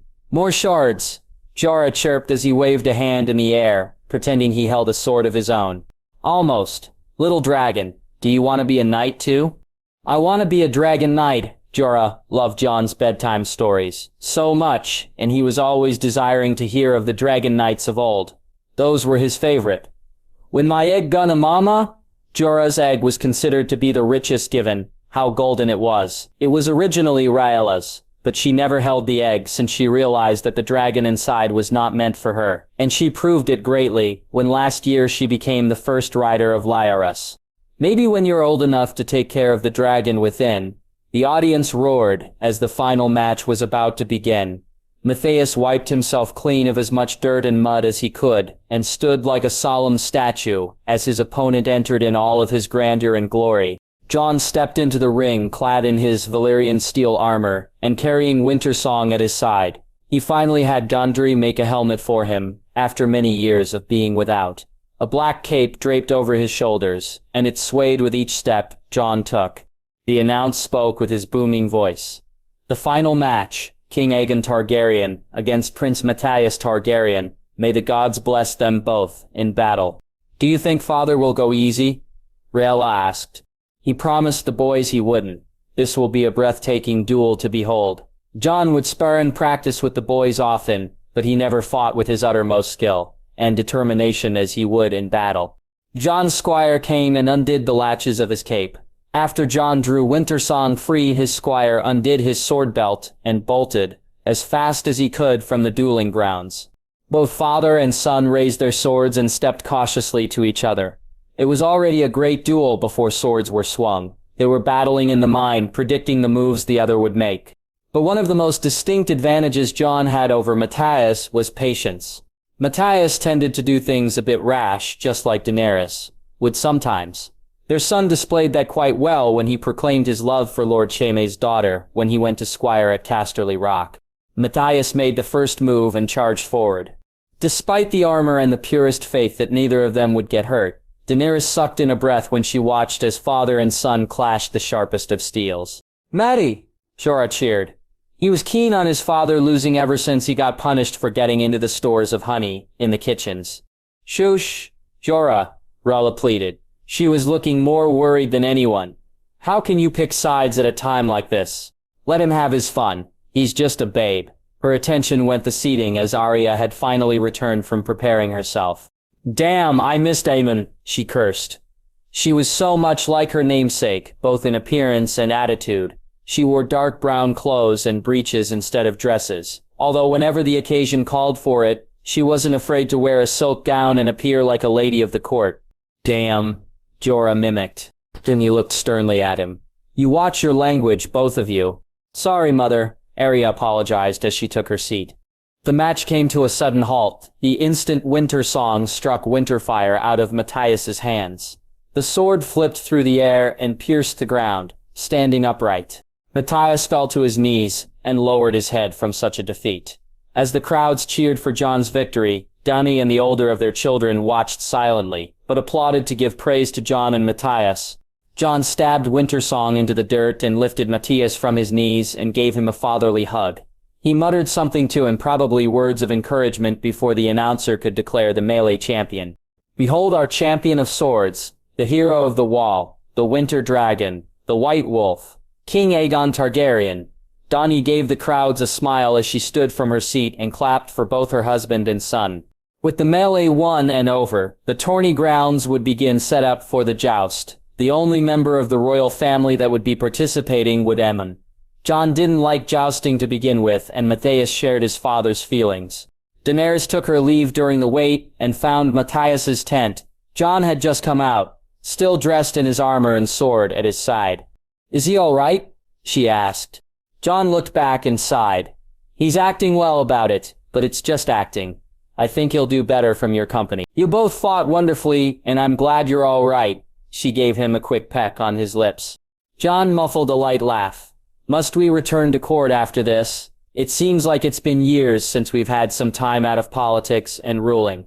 Did you forget the picnic we're having tomorrow with the Lannisters? While the children are playing, we have time. It will be wonderful." She bid Jon farewell for now, before entering Matthias's tent. Her son was sitting down, working his fingers at the straps of his breastplate. His head perked up when he noticed her walked in. "Mother?" She walked behind and did the straps for him. He had no squire of his own, out of a stubborn gesture that he felt too young to have one. He could put on and remove his armor by himself, but his present frustrations affected his ability to do so. "You fought wonderfully today. I would say you're better than your father, when he was your age." He snickered at her remark. He always says that training yards and tourneys are a child's game compared to war and battle. But what was I supposed to expect? He slew the damn Night King. Dany undid the last strap and helped pull the steel plates off her son. When the stakes are high as they were back then, you would never fight harder in the rest of your life. But I'm the heir. I have to show that I can be just as great as him. What can I compare to Aegon the hero? I trained so hard. His voice started breaking and breathing became heavy. I wanted to win so badly. Your father is a great warrior, but he does not fight to seek glory. At heart, he still acts like a man of Night's Watch at times. And so should you. They served a realm as a king should, not for titles, not for glory, but to defend the people. Mother, please don't turn this into another lecture. Father says enough already, always about honor. That is the lessons he learned from his father, Daenerys reminded her son, and they are good lessons.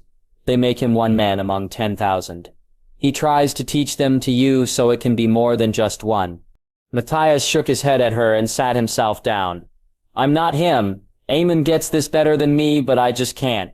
Do you think I did when I first met your father? All his talk about honor, the army of the dead, it was such a nuisance and a bother to me. I was blinded at the time by my desire to restore our family to the Iron Throne. I did not believe there could be such a thing anywhere, and I nearly lost him before he was even mine, because of it. It is a hard way to live, honor being paramount. But it is how kings should be. We are not crowned to be mighty and revered. We are truly the shields that guards the realms of men. Matthias stared off 1,000 yards away, pondering his mother's words. Then he gave her son a light touch on his shoulder, comforting him all she could for now. Is that enough, though? Matthias asked. That's for you to discover when you are king. With that said, she took her leave from her son to join her husband at their afternoon rendezvous, while the joust was still being set up for the next hour. They met at a private wheelhouse and rode together to the new nesting grounds of the dragons. Their children had claimed the land where the ruins of the Red Keep were. Some of the nobles and common folk had to be moved from the surrounding area in order to keep a safe distance. Drogon claimed the deepest part of the nest that almost tunneled underground. He would guard and protect the eggs laid in the dragons that hatched. Matthias and Aemon's eggs both hatched when they were only 15 years of age. Matthias's gray and black dragon was named Asher, and Aemon's red and orange was given the name Tormexus, after his favorite wildling warrior of Jon's stories. Rhaenyra kept close to Drogon and the eggs. She would fly often with Rhaella as her rider. Rhaegal claimed a small lump of the ruins as a perch where he would sit and watch as the other dragons would fly while he could not. The wheelhouse stopped at the bridge that had to be crossed to reach the nest. No one except those named Targaryen had the courage to go any further at the risk of being burned into ash. There were still scorch marks on the stone from when a thief tried to steal an egg but failed terribly. Drogon loomed over the other dragons as he came to his mother. The ground rumbled with every great step he took. His head lowered in eagerness of Daenerys' touch. He growled calmly as she stroked her hand on the scales of his snout. Daenerys caught Jon smiling at her. She laughed when he was nearly pushed to the ground as Rhaegal nudged his head into him. Her child had been rather greedy, as of late, for attention from his rider. Jon got back his feet with a smirk on his face. Go on, she granted. Jon didn't hesitate as he walked to Rhaegal's neck and ascended atop his dragon. Rhaegal stirred greatly and turned about as Jon gripped on tightly. Valadhad, Jon commanded. Rhaegal charged out of the nesting grounds and took to the air, rapidly climbing as high as he could. Every time he took flight, it moved Daenerys greatly. Everyone except for her and Jon lost faith that her child would find the strength to fly again, and yet he defied them all last year.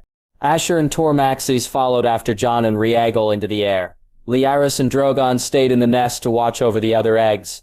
Daenerys always felt overjoyed in the presence of her children. It was when she was with all of them that she felt the warmth of home fill her up. Rhaegal banked overhead and dove down to the ocean, almost diving underneath the waters, but pulled up just before it reached the surface. Dany rolled her eyes at the display that her child was showing her. Returning to the tourney for the joust, Jon and their sons and daughters joined them watching from the royal dais. They cheered loudly when Aemon had his first match against Sarah Samwell. Tarly II. Unfortunately, he lost after 3 tilts, being knocked off of his horse and into the dirt. There were a few women that let out quick shrieks in fear of the beautiful prince being injured. Arya included, but Aemon rose to his feet and waved to them all. Arya breathed out and slumped back into her seat. I was afraid he'd broken a leg or something. Break the leg, Jorah happily repeated over and over. Shut up, Jorah. Barristan hissed out. Mother, tell him to stop. It's getting annoying. It was Matthias who went over to his baby brother and picked him up from his seat and settled Jorah on his shoulders. Come on, boy, let's go watch with Reeds. You can play with Arana. You like her, don't you? Aerie! I want to play with Aerie! Jorah responded happily. It was the final joust. Everyone was so eager to see who the victor would be. Ever since the Silent Knight appeared and unhorsed 3 opponents in a row. Now it all came down to Sarah Brienne Lannister against the Mystery Knight. His official title was Knight of the Winter Star. It was the only thing the man said before the tourney began. Lord Jaime Lannister sat at the front of the seats with his son, who cheered loudly. Joanna didn't share her brother's excitement, but still gave praise to her mother happily as both knights faced off with their lances at the ready. "Who do you think is going to win?" Riella asked. Daenerys shrugged her shoulders. "I haven't the faintest clue. The Mystery Knight certainly has skill, but Brienne has far more experience. Despite her age, she is still one of the strongest fighters in all of Westeros." "What do you think, love?" she asked Jon. He had a brooding look as he inspected both knights. "I would have to say Lady Brienne. She has more stamina since she wasn't in the melee. However, from what the Mystery Knight has displayed, he's a great rider." Daenerys felt herself hold in her breath the moment before each lance broke into splinters against the shields. Both contestants got new lances and charged again. 2, 3, 4, 5, 6, 7, 8 lances were broken by both knights, but neither of them gave in to the other. Before the 9th tilt, Sarah Brienne rode her horse and met the Mystery Knight in the middle of the tourney grounds. They were conversing with each other, but their words were too quiet to be heard, and their helms covered their facial expressions. Suddenly, Sarah Brienne looked over to Rashila for a moment, and then from the looks of it was laughing. Both knights returned to their sides and equipped themselves with lances. The charge was made, but instead of a great duel, both knights raised their lances, declaring the match to be a draw. Some of the onlookers booed, but many applauded for their efforts. "I don't understand," Ral confessed. "What happened?" "He showed her mercy," Jon explained as he finished clapping. "The Mystery Knight does have the strength to go on, but Sarah Brienne does not. Having the match come to a draw preserves her honor by letting her finish proudly." He stood from his seat and stepped forward to the two knights. "Well done, you have both shown marvelous skill and determination." Both knights bowed their heads in respect. Only Sarah Brienne removed her helm. "Thank you, Your Grace. While this has ended in a draw, I would declare that the Knight of the Winter Star be given the title of tourney champion. He deserves it." Jon smiled at her and nodded. "Very well, our champion, the Knight of the Winter Star." While the crowd cheered, one of the servants brought Jon the velvet pillow with the freshly made crown of winter roses. He gave it to the Mystery Knight. "And who shall you crown as the Queen of Love and Beauty?" he asked, and immediately got his answer. The knight's horses trotted past the king to the royal booth, and he extended his arm out to the women. In previous tourneys, the champion would sometimes crown Daenerys out of admiration, but this time it was her that the crown was aimed at. Rashila stood from her seat and approached the Mystery Knight. "Good sir, will you not remove your helm and show me the face of my champion?" All she got in reply was a whisper that only she heard. His face turned a light shade of red as her knight placed the crown on her head and rode off. "Our Queen of Love and Beauty, Rhaella Targaryen," Jon announced, and many cheered for her. She became much redder in the face when she retook her seat. Arya started to giggle seeing her sister get flattered so much on her name day. "What did he say to you?" "Nothing for you to hear." Rhaella almost snapped at her. It was starting to show that she was a bit embarrassed as well. "Whatever he said," Daenerys said, "I'm sure it wasn't anything profound. The last thing she needed was some wild man filling her daughter's ears with his desire to open her legs." "Of course not. It was something sweet." "Oh, well, good. He is the most valiant. Now come, you two. It is time to get ready for tonight." Arya rolled her eyes as she gave an arm to her mother to assist her to her feet. "A tourney and an evening dance.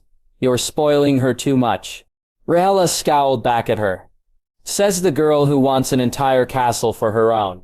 But at least I would be giving back with taxes and grains for the winter. It will be glorious. A castle with only women warriors. Will kick the arse of any man who whips his cock out saying he's better." "You shouldn't say things so profound," Rhaella argued. Daenerys couldn't help but smile and contain her laughter from the arguing of her two daughters. Jon said that they reminded him of Sansa and Arya's relationship before their father died. Their daughters were a handful whenever they argued, but she believed that one day they would look back on them all in amusement and laughter. Evening came quickly, and all the women were joined in Dany's personal quarters. Arya was changed out of her leathers and into her gowns, just as Dany and Rhaella changed into gowns that did not have traces of dirt. Rhaella continued to wear her crown as Jon and the boys came to escort them all to the throne room, where the dancing would be held. They entered to the sounds of a band of local musicians strumming at lutes, gambas, picking at harps, and playing flutes. Daenerys and Jon took their seats on the throne before their children were seated on fine wooden chairs they would use whenever they attended court. Jorah was still a bit fussy, and was sitting on Matthias's lap. Jon stood up and let his voice boom throughout the room. Tonight we celebrate the name day of Princess Rhaella Targaryen, or rather our Queen of Love and Beauty. Many clapped and raised glasses of wine to Rhaella. As such, I believe it to be proper for her to have the grace of the first dance tonight. Who would come to lead her? As the crowd shuffled with many young men making their way forward, Rhaella stood from her seat and Jon took his. Daenerys noticed her husband's hand linger over to the pommel of his sword and rest there. She squeezed his arm and gave him a cold stare which brought his hand from his sword to hers. She smiled at him for his restraint, and watched with him as 6 men lined up in front of their daughter. The first, a Dornishman based on his physical appearance and his style of clothing, announced himself, "My princess, I am Derek Galarian, and I would be honored to lead you in the first dance." These men didn't just want a leader to dance.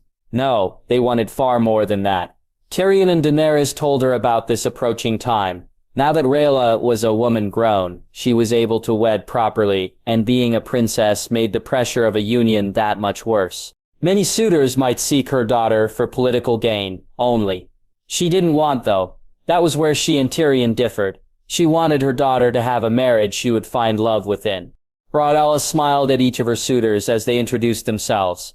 Alarion, Swan, Marbrand, Algood, Blackwood, Redfort, all of the men were young and handsome, but Rhaella hardly knew of them, aside from small talk from the tourney. Rhaella Redfort had asked for her favor at the tourney, but didn't get it. He took the 5th place in the joust, unhorsed by the Mystery Knight of the Winter Star in one tilt. Before Raza made her choice, there was a shuffle among the nobles and lords watching. From the crowd, a young man emerged late and rushed to join the other men, asking for her hand in the dance. Daenerys was disapproving, at first, for the boy to cause such a scene, but contained a smirk when she recognized his red hair and those dark violet eyes. It was about he showed his face. Ned bent the knee to Rhaella and rose up. "Princess Rhaella, I am Saradored Snow, the Knight of the Winter Star." His announcing earned many second glances and whispers. The Mystery Knight's identity was finally revealed. "Would you allow me to lead you in the first dance?" Unlike the others, Ned was the first to actually ask Rhaella instead of saying how great an honor it would be.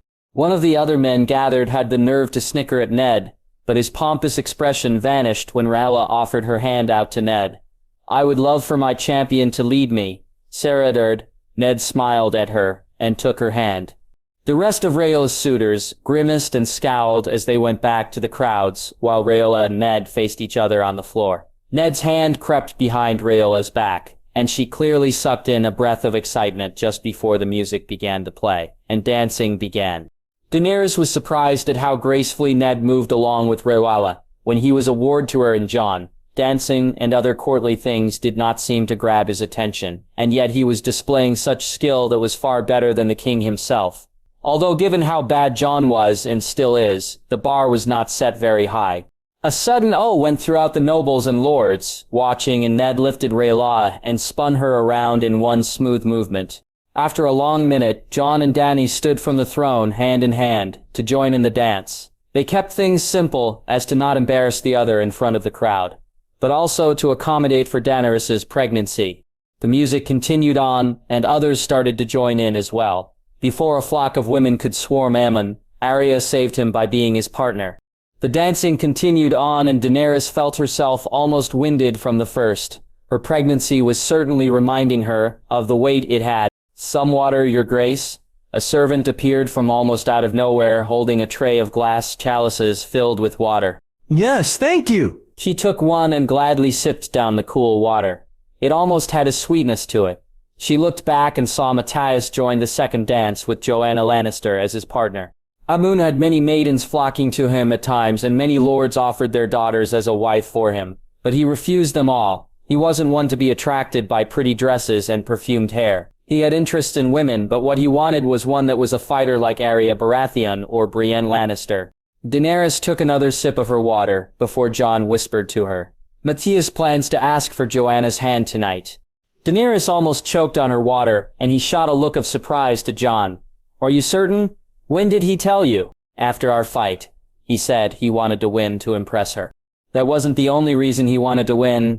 I know the doubts he has. I just wish I had Tyrion's way with words so I know what to say. I was never compared to my father growing up, or Lord Commander Mormont. She wrapped an arm around his, and leaned on him as she looked out to their children. You'll know what to do, and I'm certain that Matthias will understand what he needs to do as well. They couldn't just tell him how to great or respected. It was something that he would have to make on his own. It's about time he asked Joanna. Has Tyrion ever told you how she secretly fawns over our son? Does she? She couldn't help but giggle. She thought his confession of love was the most romantic thing that ever happened. She suddenly started to feel lightheaded and weak. Her chalice slipped from her fingers and shattered on the floor before she felt herself collapse. Daenerys! Jon caught her and slowly lowered her to the ground. Daenerys! Daenerys! She could hear his words, but she couldn't respond. Everything was so dizzy until a sharp pain in her stomach shot through her. She could feel herself groaning before a loud scream echoed throughout the hall. Jon! The throne room was packed more than it had ever been before. Hundreds of lords and ladies had come to bear witness to this day and join in the celebrations of a new beginning. Jon sat alone on the throne and felt 1,000 stares on him. Tyrion was spending his last days at his vineyard, and Daenerys was in her garden in the Godswood. He stood from the throne and all was deathly quiet. 35 years he reigned as king. His health took a sudden decline, yet he was perfectly healthy. The Archmaester couldn't explain it. Several Grand Masters could not explain it. He could feel himself growing weaker every day, and now it was time to pass the crown on. The doors of the throne room opened. All of his children entered through, with their families. Matthias led them all with his wife Joanna Lannister. Behind them was Aemon and his wife Alice Greyjoy. Ned and Roa followed. Next and after them was Barristan and Sansa Baratheon. Arthur led Arya with his arm, given how her heavily pregnant stomach made her stumble, now again. Jorah had not married, and chose not to ever since his return from the Winterlands. Instead of a wife, Jorah walked together with his sister, the youngest of them all. Lyanna. Just like her older brother, Lyanna had every trait of a Valyrian. She had the most gentle features about her, an equally gentle heart.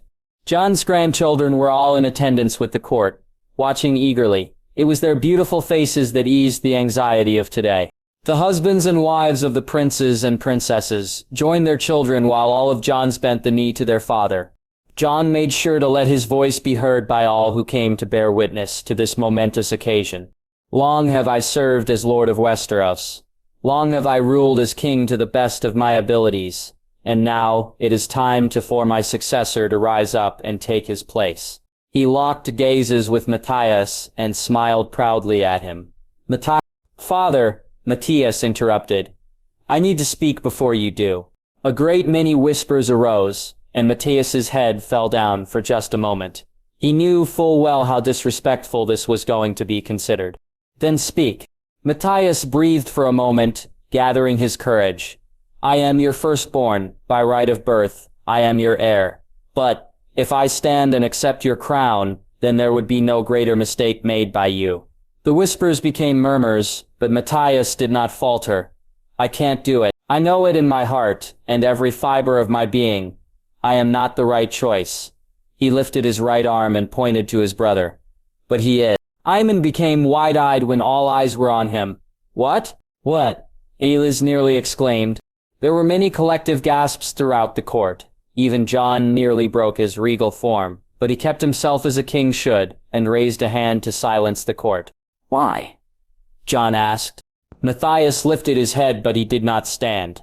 If I were to sit upon the throne, wear the crown, and rule as a king, it would just be a fact of my birth. If I tried, I might be able to rule well and wisely, but it would nothing to me without my heart in the same place. Owen says he has served in the place of Tyrion at times and has done marvelous work. More so, he loves it. The people deserve a man that is eager to rule and not one doing it simply because it is his right. Jon could not detect a shred of doubt nor dishonesty from his son. He was confused just as a great many were, but understanding, Matthias's heart belonged where his joys were. His family, the Winterlands, that was where his destiny was. Is this truly what you want? What your family wants? Jon took a quick glance at Joanna and her children and saw them calmer than anyone else. It was clear that they knew this was going to happen. This wasn't something spur of the moment. It is. Jon took a deep breath and with it accepted this decision. Aemon Targaryen, will you serve the realm as lord and rule faithfully and loyally as king to protect your people and the peace that holds us together? There was a pregnant silence that followed. The words that left Jon's mouth were half rehearsed and half from the heart. But if he had to, then he would continue on if his son could not. I will, Aemon replied. Jon walked down the steps of the throne and stood above his son. In one motion, Jon lifted his crown from his head and placed it on Aemon. It was a perfect fit as it was for him. He took a few steps back, rise not as a prince, but as a king, our king, my king. Aemon rose up and stood tall in the throne room. Hail, King Aemon! Targaryen, Jon declared before falling down on one knee. All who gathered did as he and kneeled before the king. Long may he reign. Long may he reign, the lords and ladies of Westeros repeated in chorus. Long may he reign.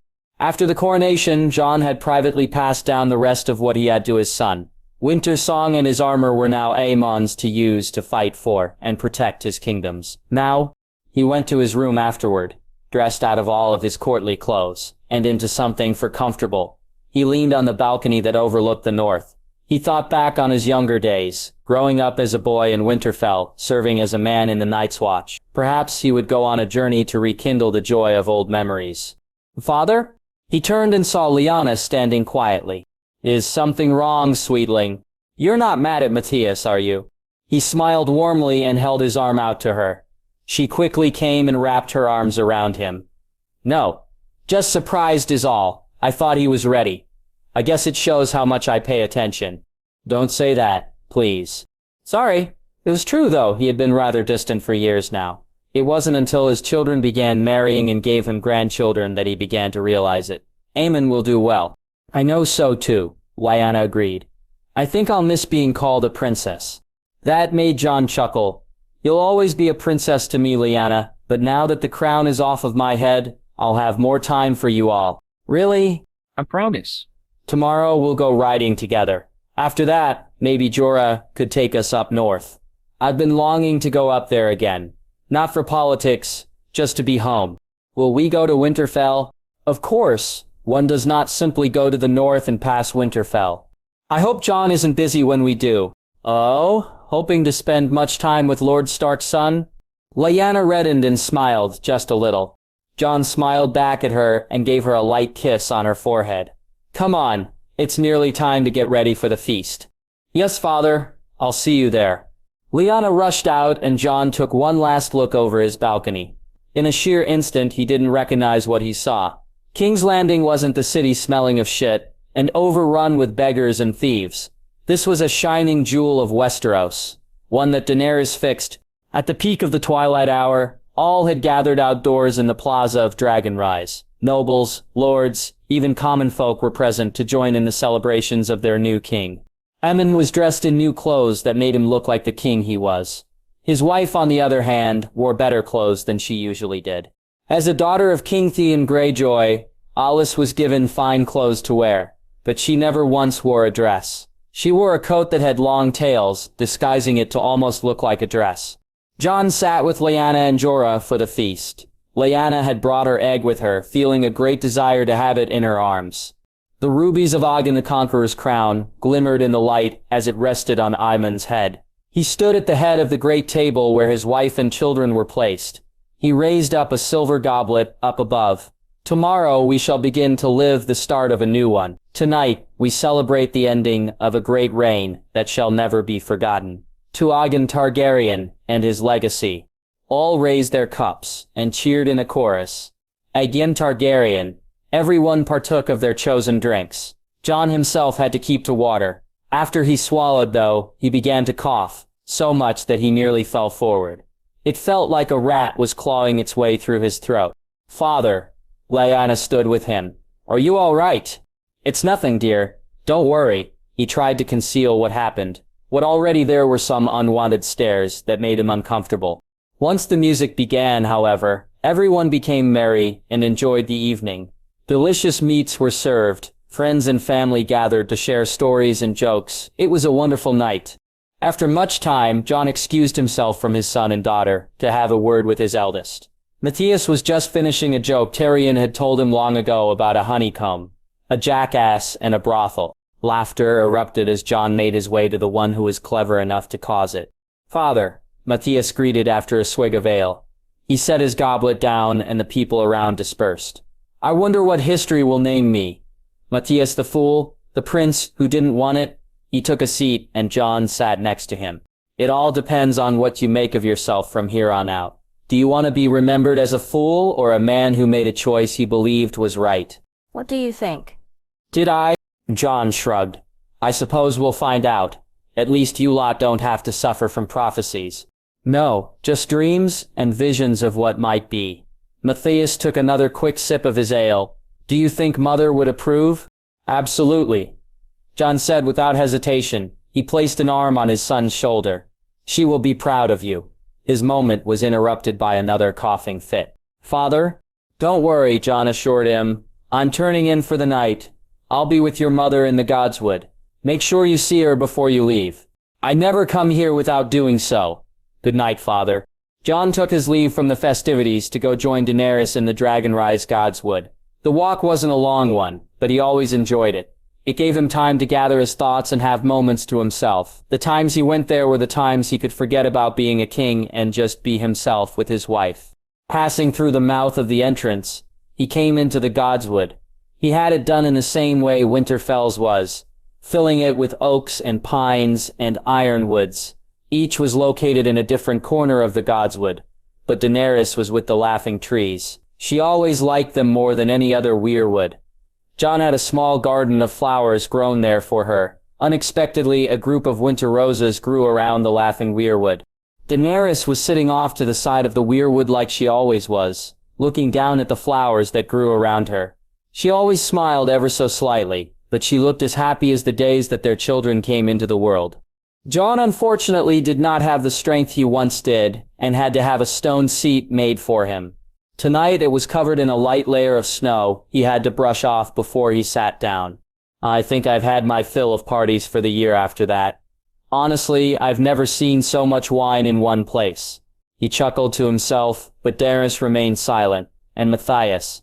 "I never expected him to just stand down from the crown and give it to Aemon. It's not my place to say, but Aemon would be the better king. He always did have more of you in him, but I can't blame Matthias. His work settling the Winterlands is only just beginning." Daenerys continued to remain silent.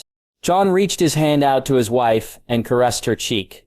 It was cold, but stone tended to be that way on an autumn night. "Arya and Arthur have another child on the way. They think it's going to be another girl."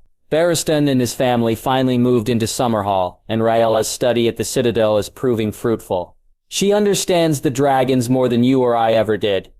"Jorah, I see why you are fond of my brooding now. He does it a little too often, ever since his return from King's Stand up north all those years ago. And Lyanna, she thinks her dragon egg is going to hatch soon." Jon felt himself growing sad. Every night that he would come here for the past 18 years, he half expected that one of those nights Daenerys would be actually there to hear him. But every night he did, his words were only heard by the stone of her statue. Daenerys had passed away long ago in childbed. She wasn't awake for Lyanna's birth until after it happened. He never forgot how she looked, sad and worried, and barely awake. But when she woke, she only said a few words to him. "You have to protect her. Promise me. Jon, promise me." The same last words of his mother before her passing. Lyanna was a silent babe, not uttering a single cry when she was born. The Grand Maester said that she was meant to die, but instead, she lived and Daenerys died. But Jon felt it wasn't as it seemed. Daenerys told him about a priestess who visited her a year before the birth, warning her that there would come a time when she would have to choose which life to save and which to give up. It hurt so much that day, more than any wound he ever took in battle. Daenerys chose to save their daughter, entrusting the future of her life to Jon along with the rest of their children. Many at court had wondered if Jon would ever remarry, but he would not. He could not find it in himself to love another like he did Daenerys. Only their children had the privilege of that kind of love.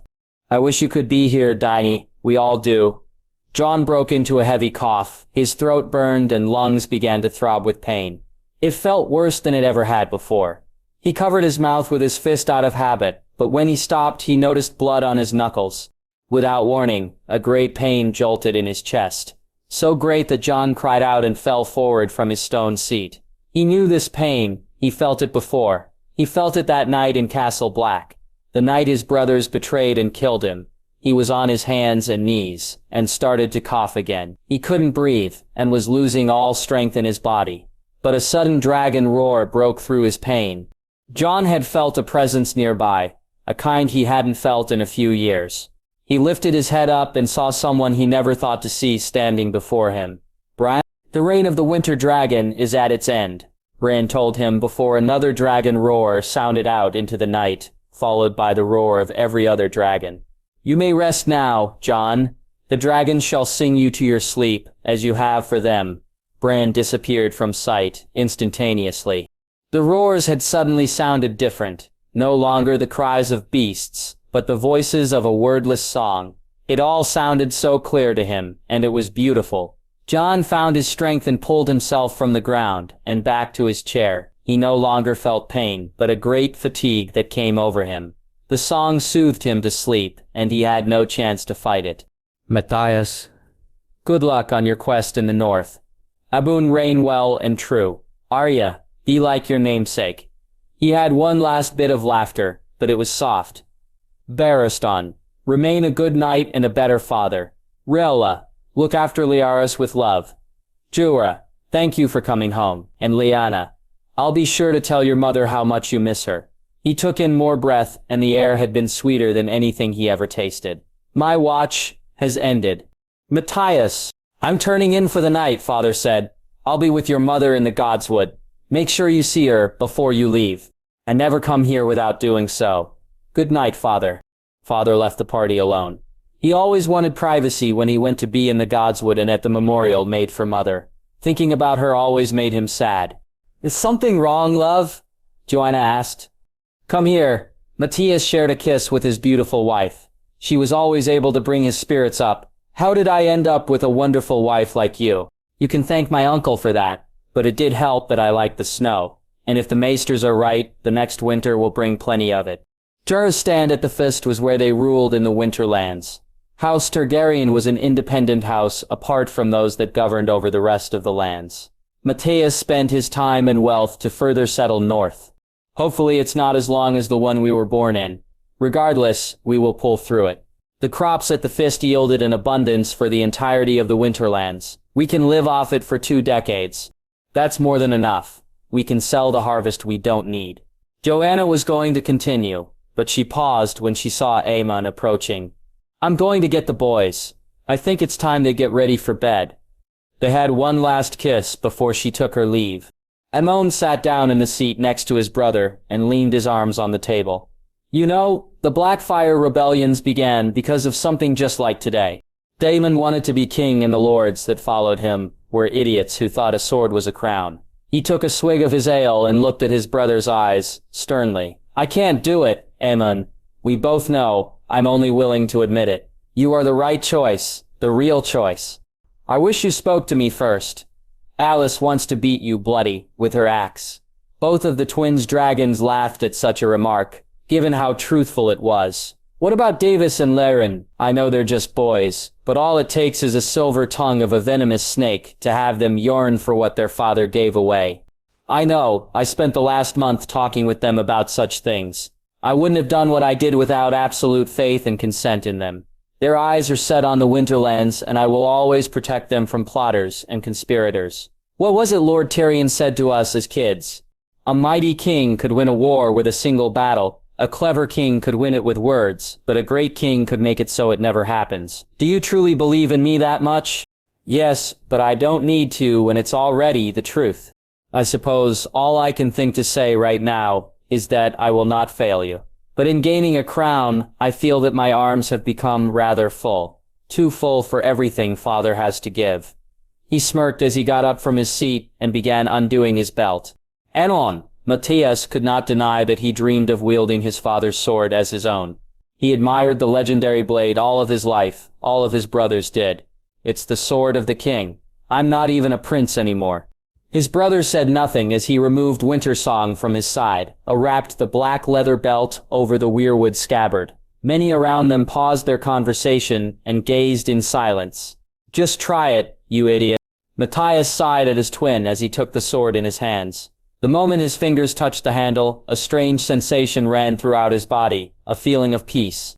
How heavy does it feel? Aemon asked. It's rather light, more than my sword. Which was strange since Winterfire was smaller. Then there's no doubt. The sword is meant to be yours. What do you mean? It's too heavy for me. It feels like a warhammer in my hands. Matthias could tell if his brother was lying or exaggerating. This wasn't one of those times. He pulled the blade free and realized how right it felt to hold in his hands. Matthias Targaryen, Aemon spoke with a loud voice purposefully. My reach can only go so far as a king. With you in the Winterlands, I have no doubt they will be protected. I name you the Dragon's Warden. Many people around raised their drinks and cheered for the new title, bestowed upon Matthias. He didn't know what to say. He sheathed Wintersong and strapped it to his hip. Matthias's attention was drawn over to Lyanna. Everyone at the feast was celebrating and happy except her. She was sitting alone with her egg. Are you all right, Lyanna? Matthias took a seat next to his little sister. She held her silver egg close to her as she always would. You haven't looked this gloomy since Jorah left home. You seem sad. I'm sorry, Matt. I just have a strange feeling, like a thought that was just forgotten, and I can't remember it. Oh, don't worry. Happens to me all the time. It will come back. Matthias was interrupted by a small sound, a crack. Both he and Lyanna's eyes darted down to the silver egg and saw a long crack going down the shell. Another crack formed, but the sound was overpowered by a roar of laughter. Matthias stood from his seat and turned to the crowd. Quiet, all of you. The entire courtyard fell silent and all eyes were on Lyanna and her egg. The egg jostled about before a large piece cracked off and a tiny head poked out.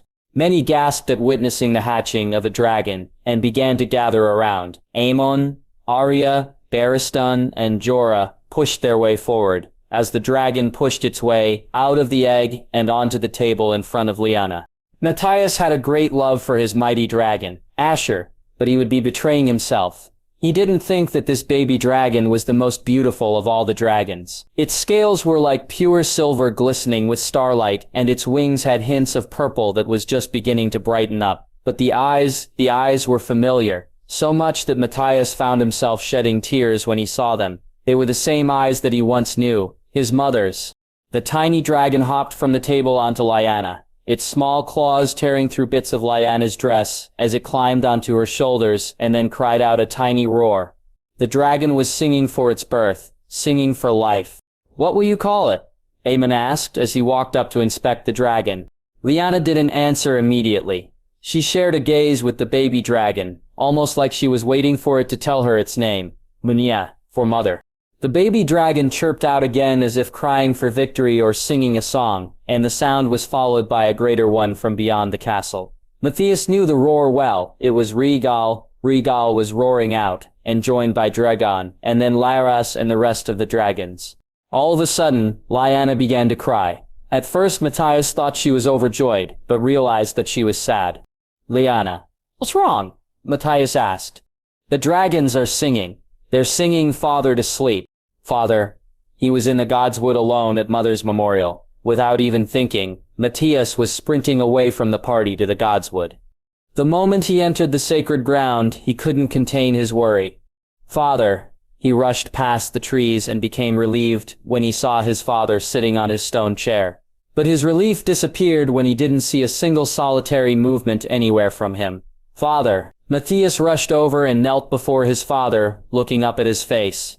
Father's eyes were closed shut, and he almost appeared sleeping, but he wasn't. He was gone. Matthias dropped his head in sadness, but his eyes found their way to something his father was holding in his left hand.